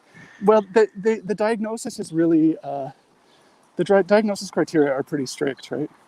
Right. A clinically isolated symptom isn't MS. It's like this thing happened, right? But so like over time, you have to see, is there new activity in the brain around like inflammations and lesions, or are there more attacks? But in my case, it was pretty simple because the first attack was clearly neurological, and when I had the sort of big first attack, I reported that I'd had a little bit of double vision in a different direction a couple months earlier. And so that wasn't something that I'd had looked at the time. Right. But, it's a thing that happened. I reported it and they're like, okay, that seems significant, right? And, based on the MRIs, they didn't wait around for another big exciting attack to happen to diagnose it as MS. Right. They were just like, let's just start treating. Let's Yeah. get it taken care of. Yeah. So during that initial process, and you were in the middle of your flare up and you hadn't gone on the medication yet. We went to go see a movie and you were wearing your eye patch, and I can't even remember what movie it was anymore, but we went to go see a movie, and I remember we went to the concession stand, we got our popcorn, and then we went to get napkins and straws and stuff like that. And you were kind of walking back and forth along the little island where the straws and whatnot are located, and you seemed a little bit agitated.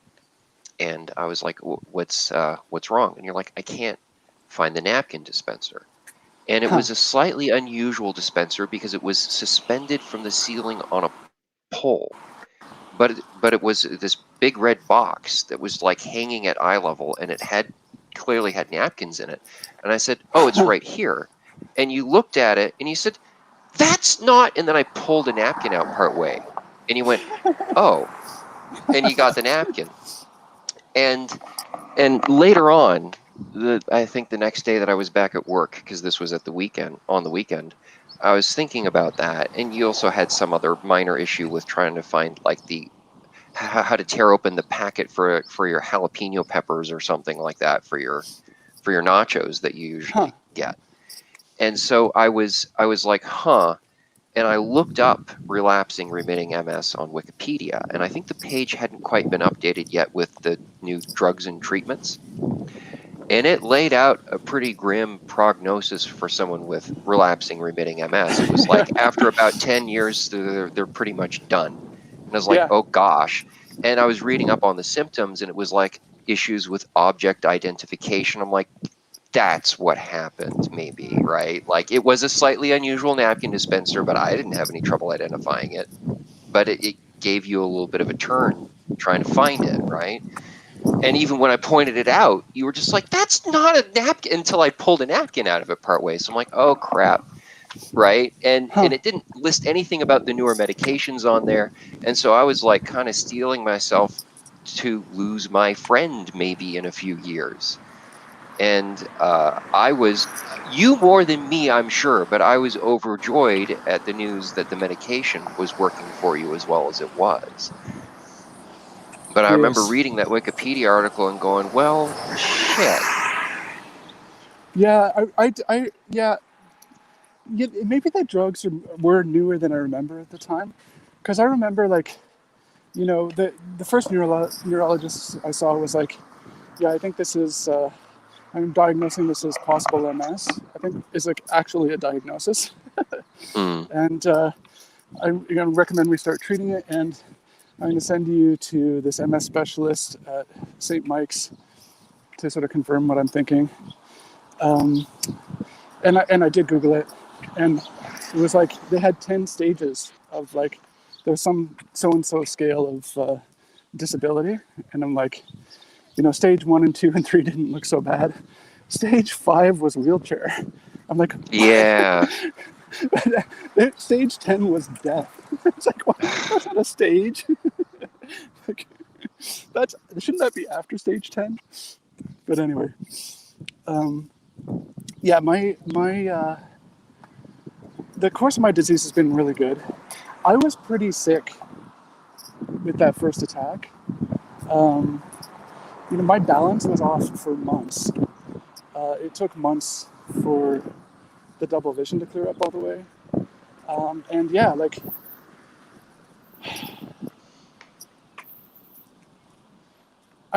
stuff was going on with my cognition. It's really hard to measure, right? I'd say to like the MS specialist, like, I think my memory is like behaving differently. Like my midterm memory doesn't seem as good as it was. I have a thing where like I used to be able to imagine images fairly well, like just picture things in my mind. And now it's really, really, really, really, really fleeting. Mm. And I have trouble like remembering faces, kind of thing. Names and faces I've never been great with, but it seems to get a lot worse. I'm like, can we test that to see if is there something going on with that? And she's like, how do we test that? Mm-hmm. So there's a lot of stuff with MS that, if some crazy neurological stuff can happen with someone's first attack. I just have no idea what's going on, right? Right. And it's like, what do? It's not necessarily clear that there was, a neurological thing happened, but they're just like sick for a month, or trouble concentrating, cognitive stuff,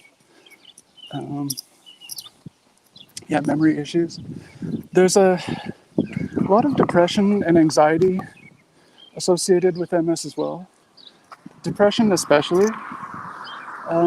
And you think, well, that kind of makes sense. It's sort of situational because you just Googled this thing that says you're going to be in a wheelchair probably in 5 years, Right, right? right. Or It's just kind of the depressing. fact that you're going to have to manage this illness for the rest of Yeah, your life. It's not a there's thing some that goes away, right? there are real challenges, right, and real downers.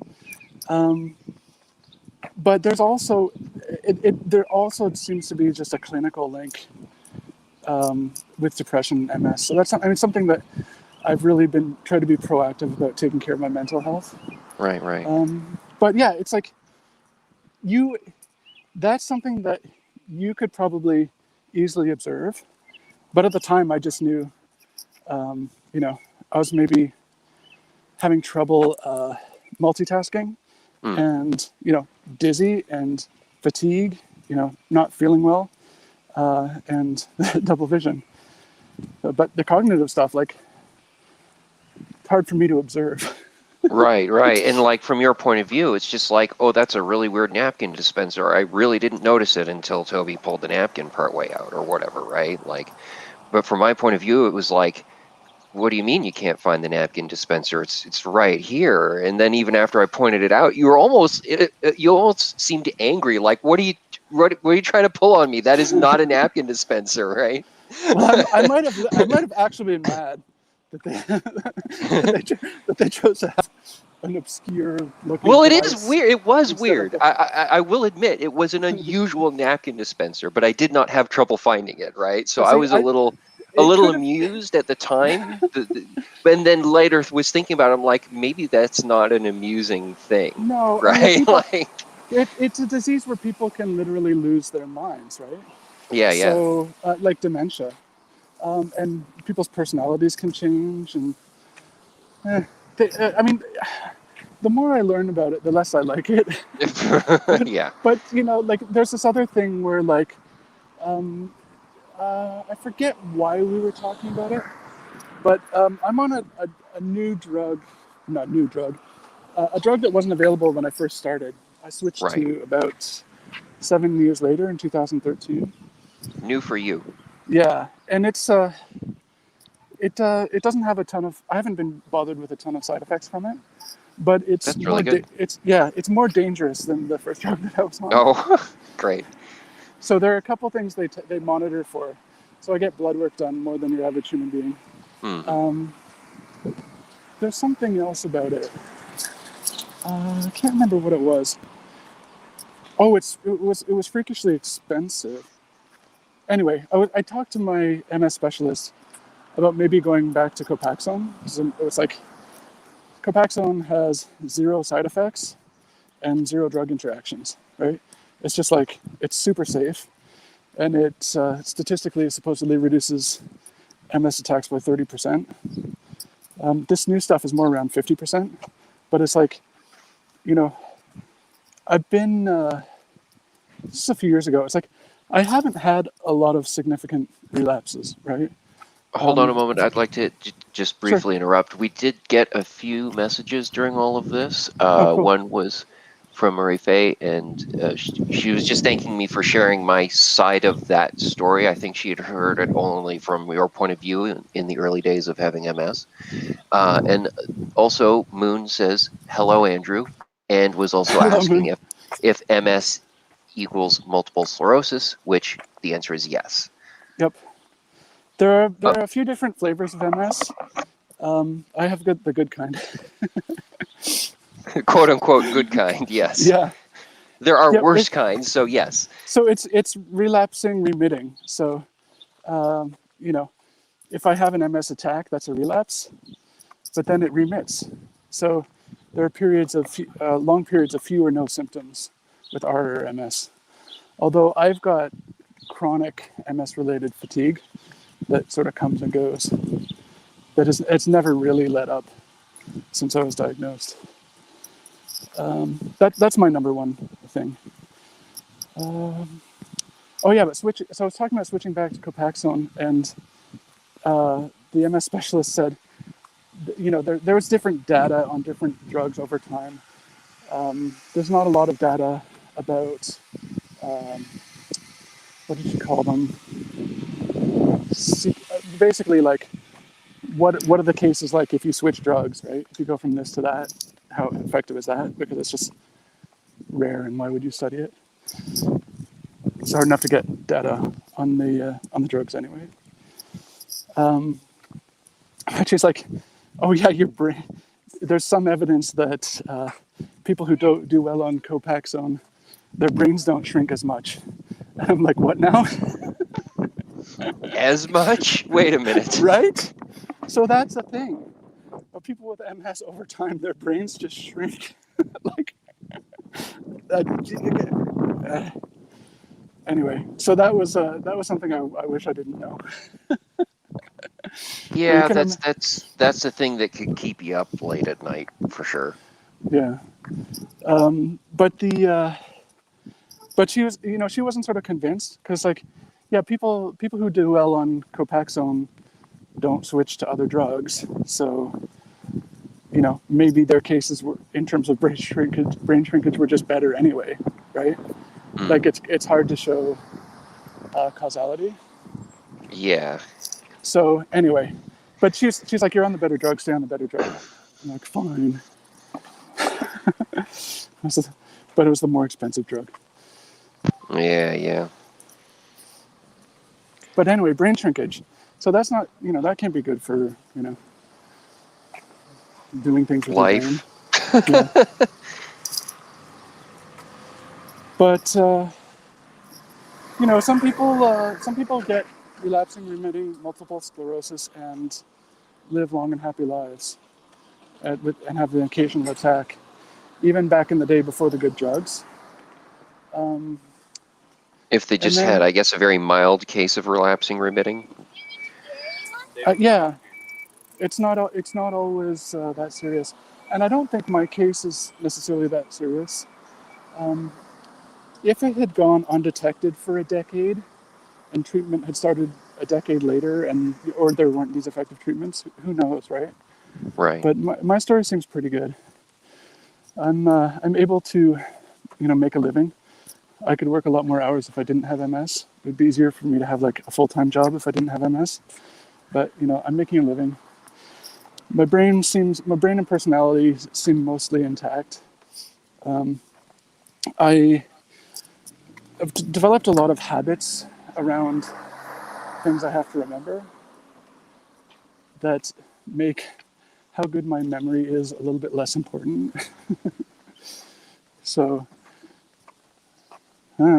so far so good for me. Statistically, the story is just worse for women with MS. Oh gosh. No one really knows why. Just statistically it is. There are women with MS who have better cases than I do, I'm sure, right? But statistically it's a bit worse. I don't exactly know what that means, and kind of no one does, because like what the attacks look like are different for everyone and kind of random. So it's like the thing that happens eventually if you have MS long enough, relapsing remitting MS long enough, is it becomes I forget what it's called.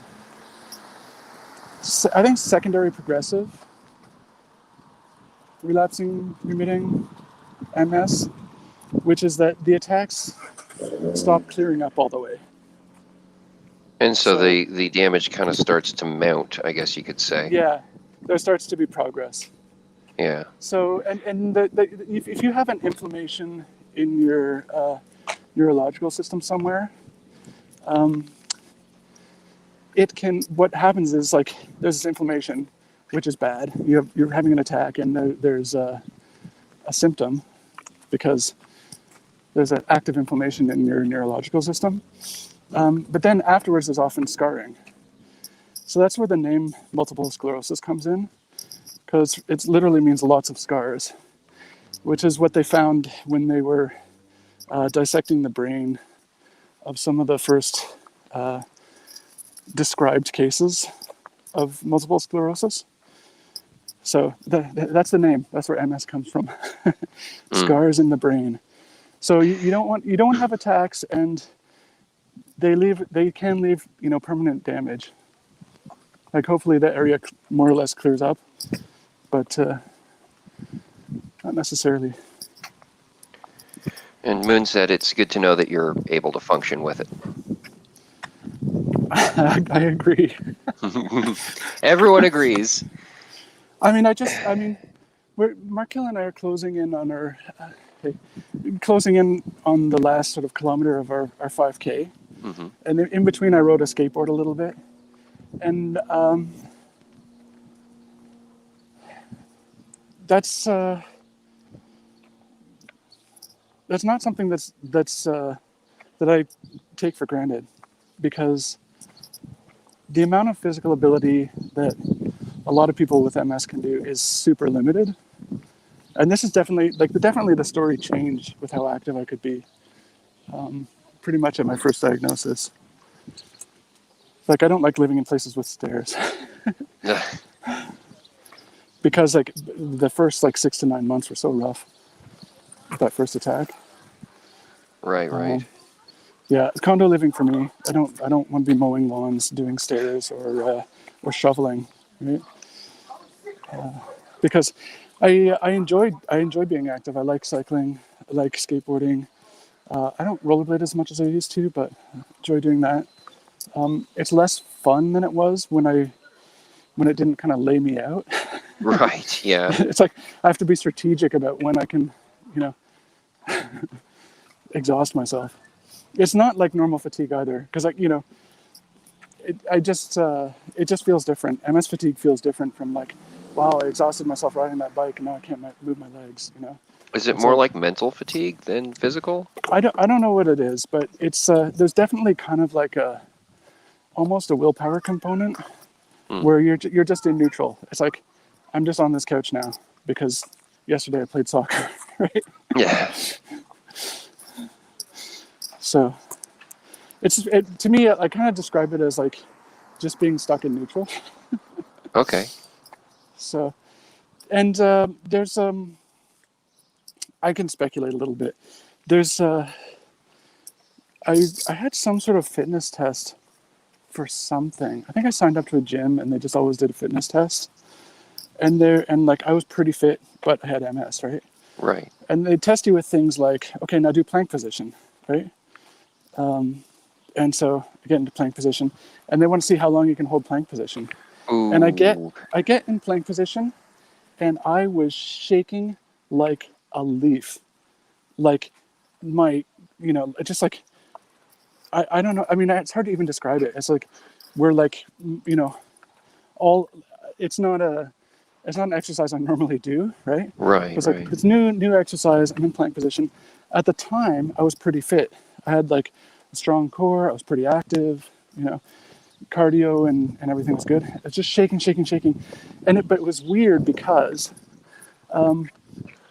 as I held the position longer, the shaking got better, and then finally, and actually I got a really good time on the plank position, right? But there was just this. The muscles were just what the heck is going on? And What are you making me do? right? So maybe related to that, a friend of mine who was super into strength training and weightlifting, bodybuilding. You know David Wu, of course. Yeah, I know. Maybe too into strength training. Well, I mean, it's better a that than truck. the other thing that happened that I won't mention. Yeah, but he was a lot of training is literally strength training is literally coordination training. So part of it is building the muscles, but another big part of it is the muscle groups, just repetitive muscle memory, coordination, literally muscle They coordination. learn to work together to be more effective. Yeah, so it's this muscle coordination on the move that's training the muscle coordination that provides a lot of the strength. Maybe we should let's switch back to a back street, eh? Huh? Switch back to a back street so we're not in traffic as much. Sorry? Too hot here? Too hot and also too noisy. Thanks, Markil. Huh? Thank you. Sorry? Thank you. Oh, He's trying to be nice to you, damn it. Anyway. He's been listening to music. He's been Yeah. listening to his walking jams instead of the birds. So those two things to me suggest clues to what MS fatigue is about. And it may be that like coordination control kind of gives out with a certain amount of physical activity. Mm. The end. That's my hypothesis. That's, that it isn't that the muscles are physically fatigued, but it's that like muscle control has just done for the day. Right. Because the brain sends the signal to the muscle. And if the brain's signal is a little bit wonky, then the muscle is like, what?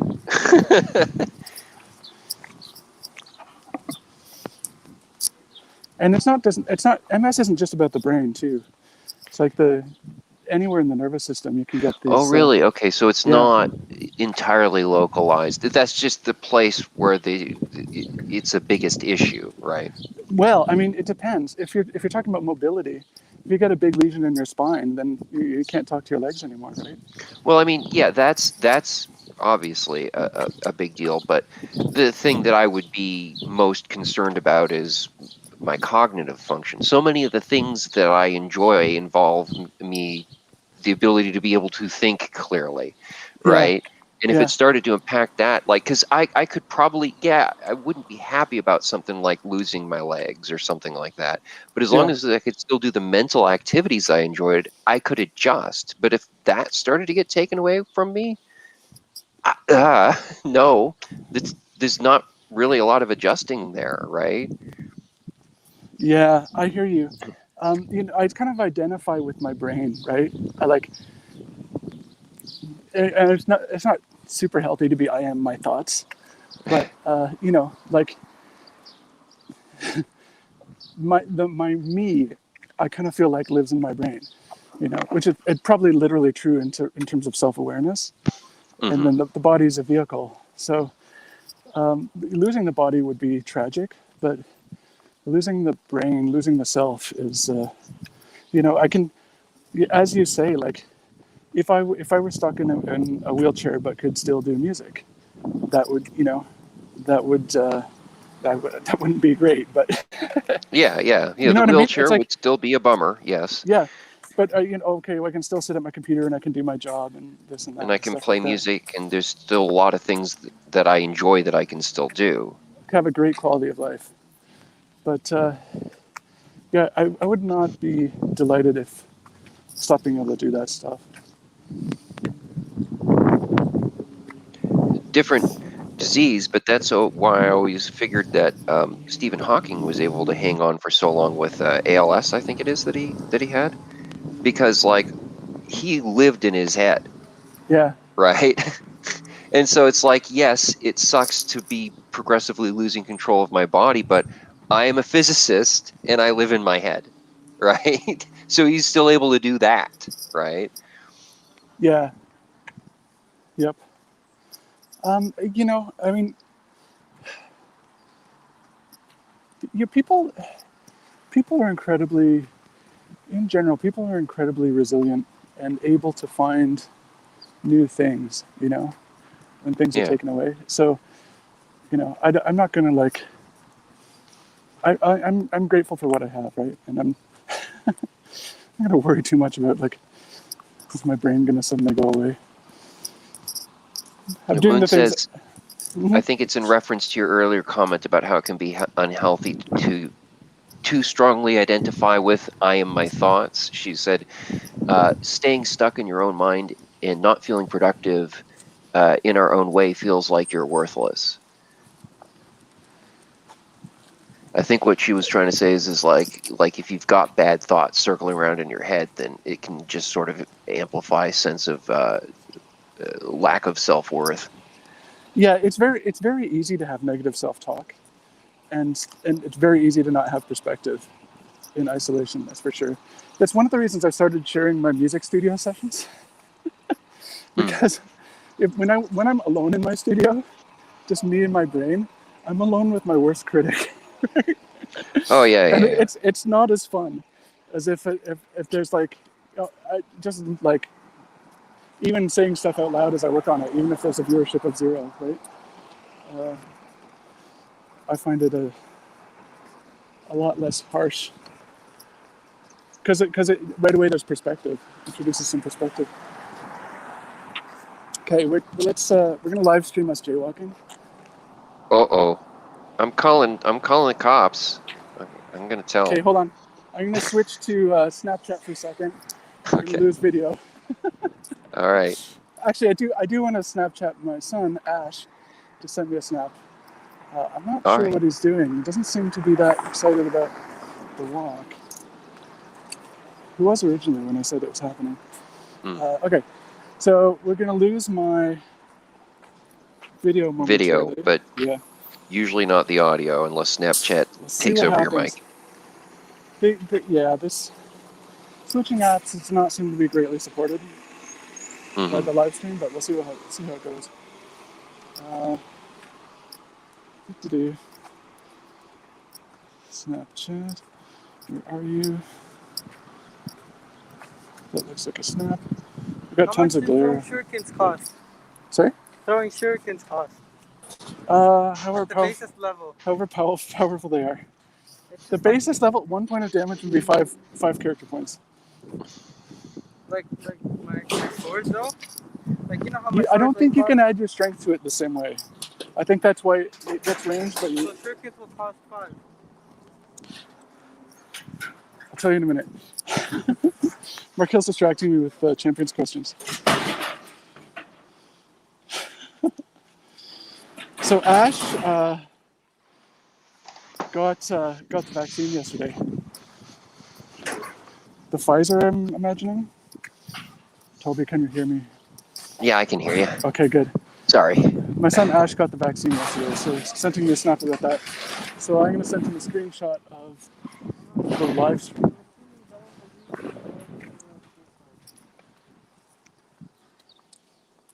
Let's go this way. Markel, this way. The shady way.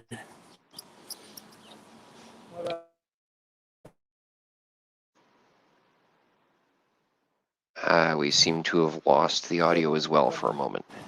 Oh, he's coming back. Oh, I'm back.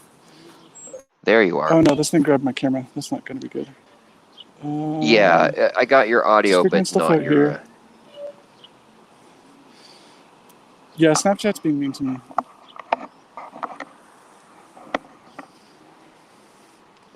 I want to troll my kid.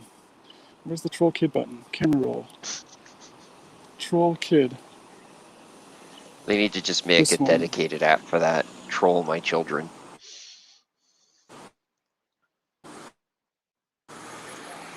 Why is this so hard? It's a beautiful day out here. The weather is literally horrible. Send to, I don't even know.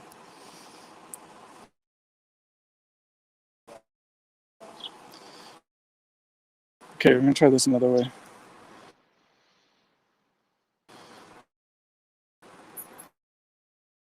Ah, you're back. Sort of.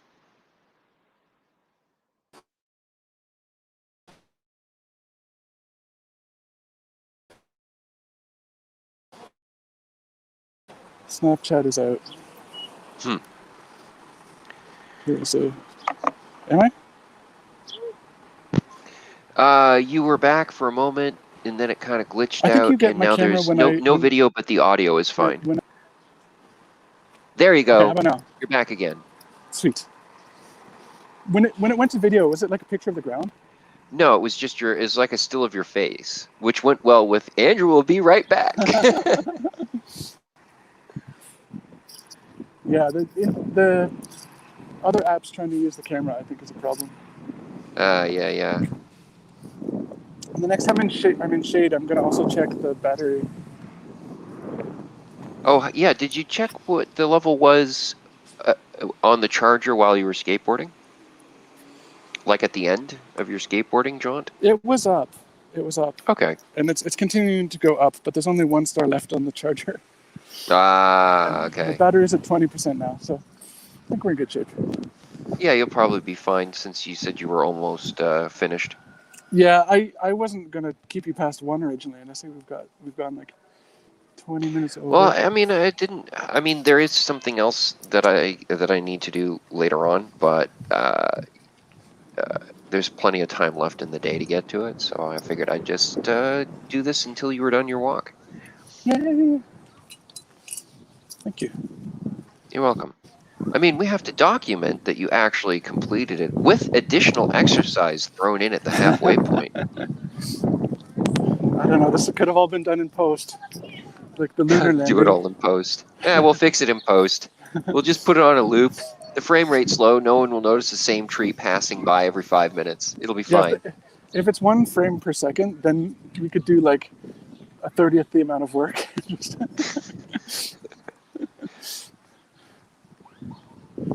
Yes. Play it back slow motion. I just have to talk really high. When it slows down, it sounds normal. Well, you see, what you do is, because it's low frames, you just have like some sort of longish loop and hope that no one notices that it's looping. And then you just record whatever length conversation you need, because the frame rate's so low, it's not going to sync up with the audio anyway, like mouth movements and stuff. So you just have a fake, however long conversation overlaid on top of like a 3 frame per second video stream. Next year's walk is going to be so easy. Don't you dare. I just have like, oh, and Andrew's video dropped out while he lies on the couch for an hour sleeping.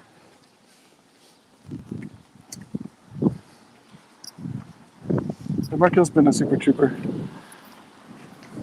Well, I mean, he's got the jams going, so, you know, you can do almost anything when you've got good music playing. True. Next year, jams. Instead of the skateboard, I'll bring the guitar. Or like a big Bluetooth speaker boom box on your shoulder. Although that'll get your video taken down on YouTube lickety split if you play anything recognizable, you know. Yeah, I think these days they're like, hey, can we give your royalties to the to the copyright Well, owner? it really Like, depends on what the you know, the bot that's scanning it for whatever company chooses to do. Yeah. They can yoink, you know, revenue if you have ad revenue, or they can just like hit you with a DMCA takedown and like give you a strike, right? Which is mean, but they can still do the copyright strike thing. A few years ago, it must have been 2017. Yeah. My kids and I started playing this like dance jam in the living room, and all the kids came in and started doing these wicked dance moves. It was ridiculous. Right, I remember that video. That was funny. But it got a strike, and it was basically fine. It was like, you know, the publisher of the music wants the ad revenue for this, and I'm like, all right. All right, you can have my $0 ad revenue. Go for it. No, well, I think Google's ad revenue goes to them, right? Well, ads only play on certain channels after they're over a certain size. I believe when they're under a certain size, they don't even get ads of any kind. I think Google still runs ads. They just don't. The creator just doesn't get any of the revenue. See, it's been a while because I bought the Prime YouTube account, so I don't see ads anymore at all without even needing like a browser add-on. The reason why I went ahead with that is because if you use the ad blocker, then you prevent those people from getting ad revenue if they're, you know, of that quality of a channel that could get it. But if you get the YouTube Prime or Premium membership or whatever, then some of your monthly fee that you pay YouTube to not see commercials goes to the people that you watch. I can dig it. So they still get revenue. I approve. From your viewership. We're closing in on the end of the walk. All right. That building over there. This intersection is unfortunately going to be annoyingly noisy, though. Not avoidable. Well, a lot of the stuff I watch on YouTube has to do, is like music stuff. And when an ad pops up halfway through a tune, Ugh. come on, right? Yeah. So I may investigate that. One time I was listening to a video and a commercial popped up, and I thought it was like, because I wasn't watching, I was listening. I had the phone in my pocket, but I recognized the interruption of a commercial, but there was no like, buy this thing or click on this link or any of that. It was just music playing, and I'm like, oh, is it just showing something on the screen with text? And Oh, and so I'm just sort of, because it's in my pocket and I didn't want to fish it out. I was like on the bus. It was like, man, this is going on for a while. What is this? And then finally, when I got off the bus, I fished it out of my pocket.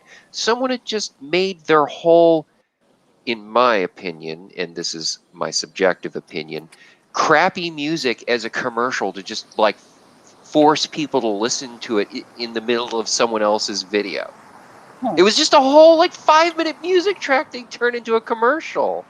Now you could skip Weird. it, but since it was in my pocket, I was just stuck listening to it, right? I'm like, what is this? I skipped it. Huh. Can you hear me still? Yes, you're a little quiet, but I can hear you. Now we're in traffic. Right. It's probably turning down the audio because of that. I have to be honest. Sometimes I'm watching a video and like this video is kind of interesting, and a commercial comes up that's more interesting than the video because it's like, oh, I'm gonna go watch these ad choices. Google knows what I'm into. Like, yeah, this product and their blog about it is actually more entertaining than that thing I was watching. But yeah, so like there's some ads that are just like, hey, listen to my music. Yeah.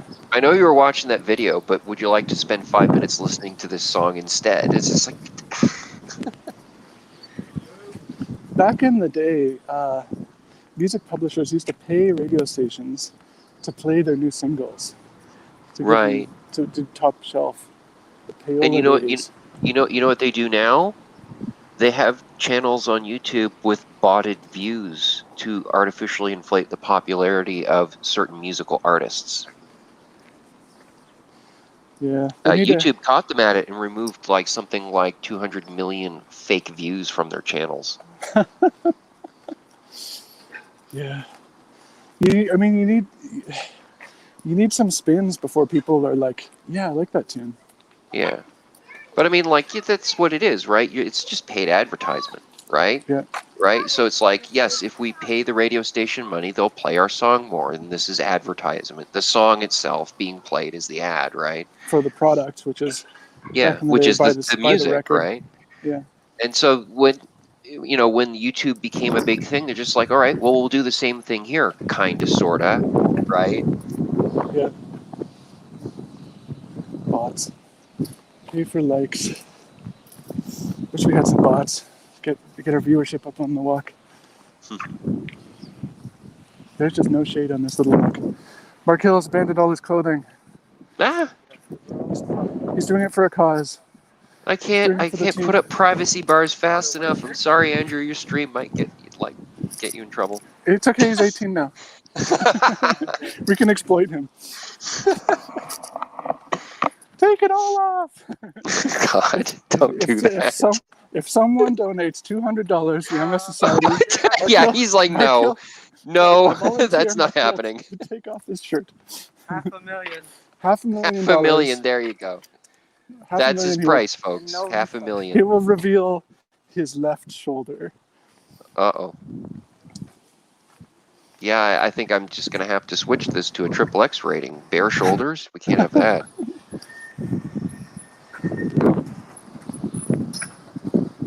Oh.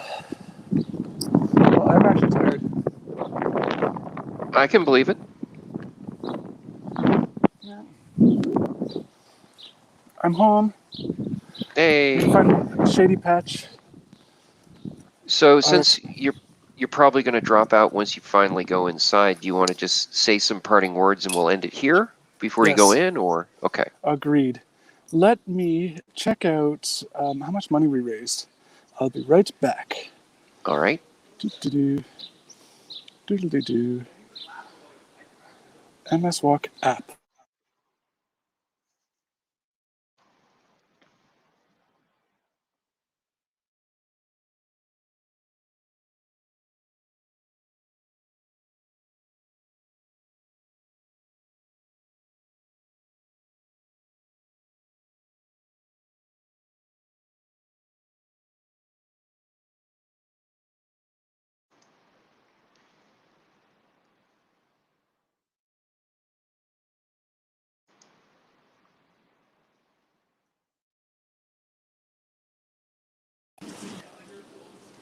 Hello, hello.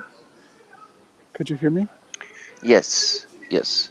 I missed What's some that comment? comments from Can you Marife. see the background once in a while? Yeah. Hold on a second. There was one more. Be able to I view just the wanted, street. No, and the other one that would was, have been a good idea. "Hi We need a GoPro guys, for next year." thanks for sharing your Toby, story." I And suspect my mic has been lost. Can you hear me? I cannot hear you. yeah, I can hear you. You can't hear me? I guess you can't hear me.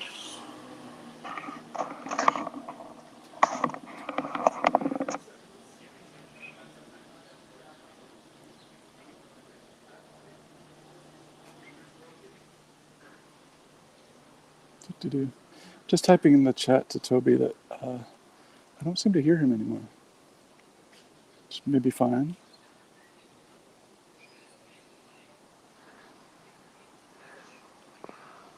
Hello? Alright, stream. I'm operating under the assumption that you can still kind of hear me. I can't hear Toby. I'm not sure what happened to him. Markilla and I walked 5K-ish. I don't want to switch apps because that seems to be causing trouble all the time. Markilla and I walked 5K-ish. I did some skateboarding after 2.7K. And the team has raised $580, which is good, which is quite good. We can hear you. I think it's just you can't hear me. Weird. Okay. Should I try this AV thing again? I guess Well, I we're will. just, I'm going to try dropping the battery and switching to straight headphones.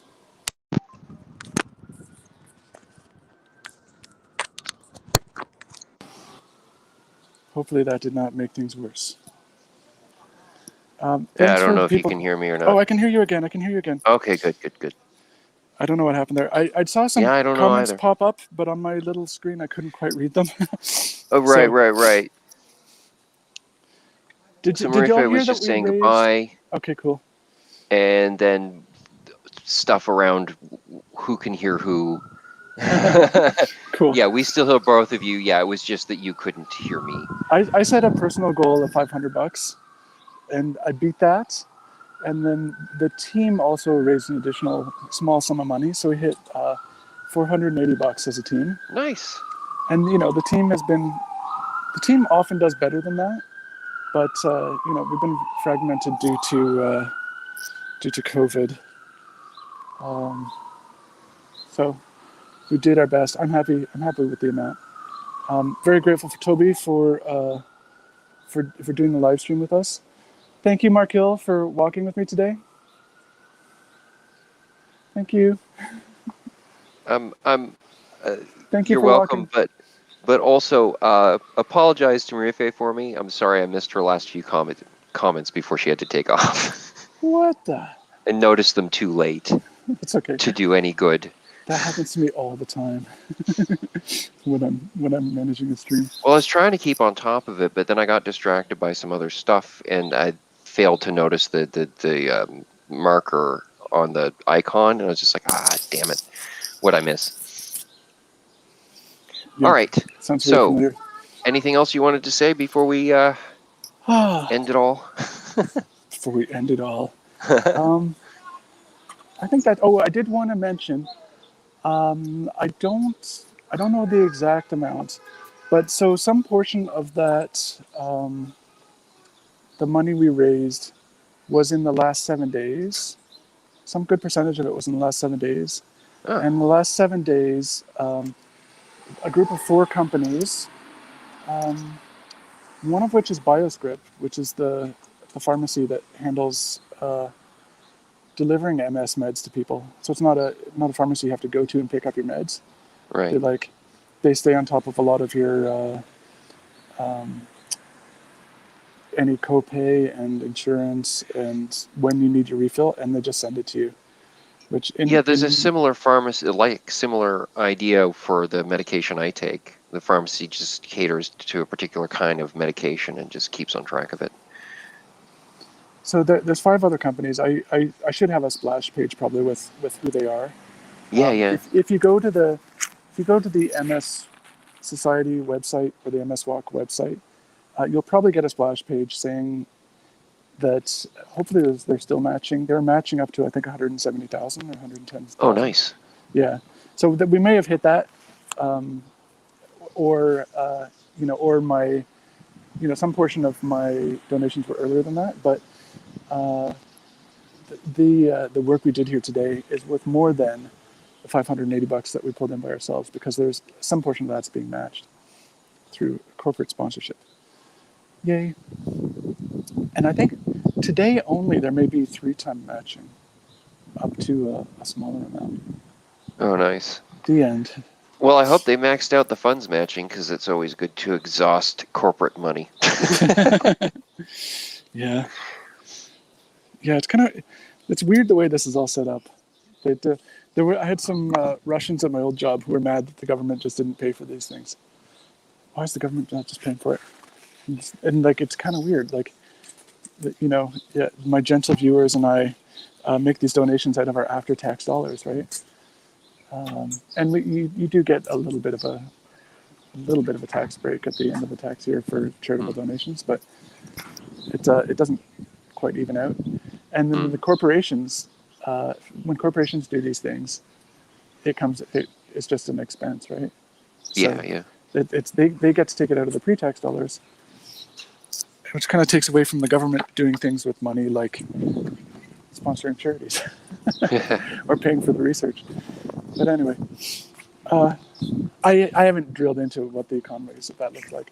It does let people sort of vote with their wallets, though, in terms of what research they think is important, rather than Yes. relying on a government committee.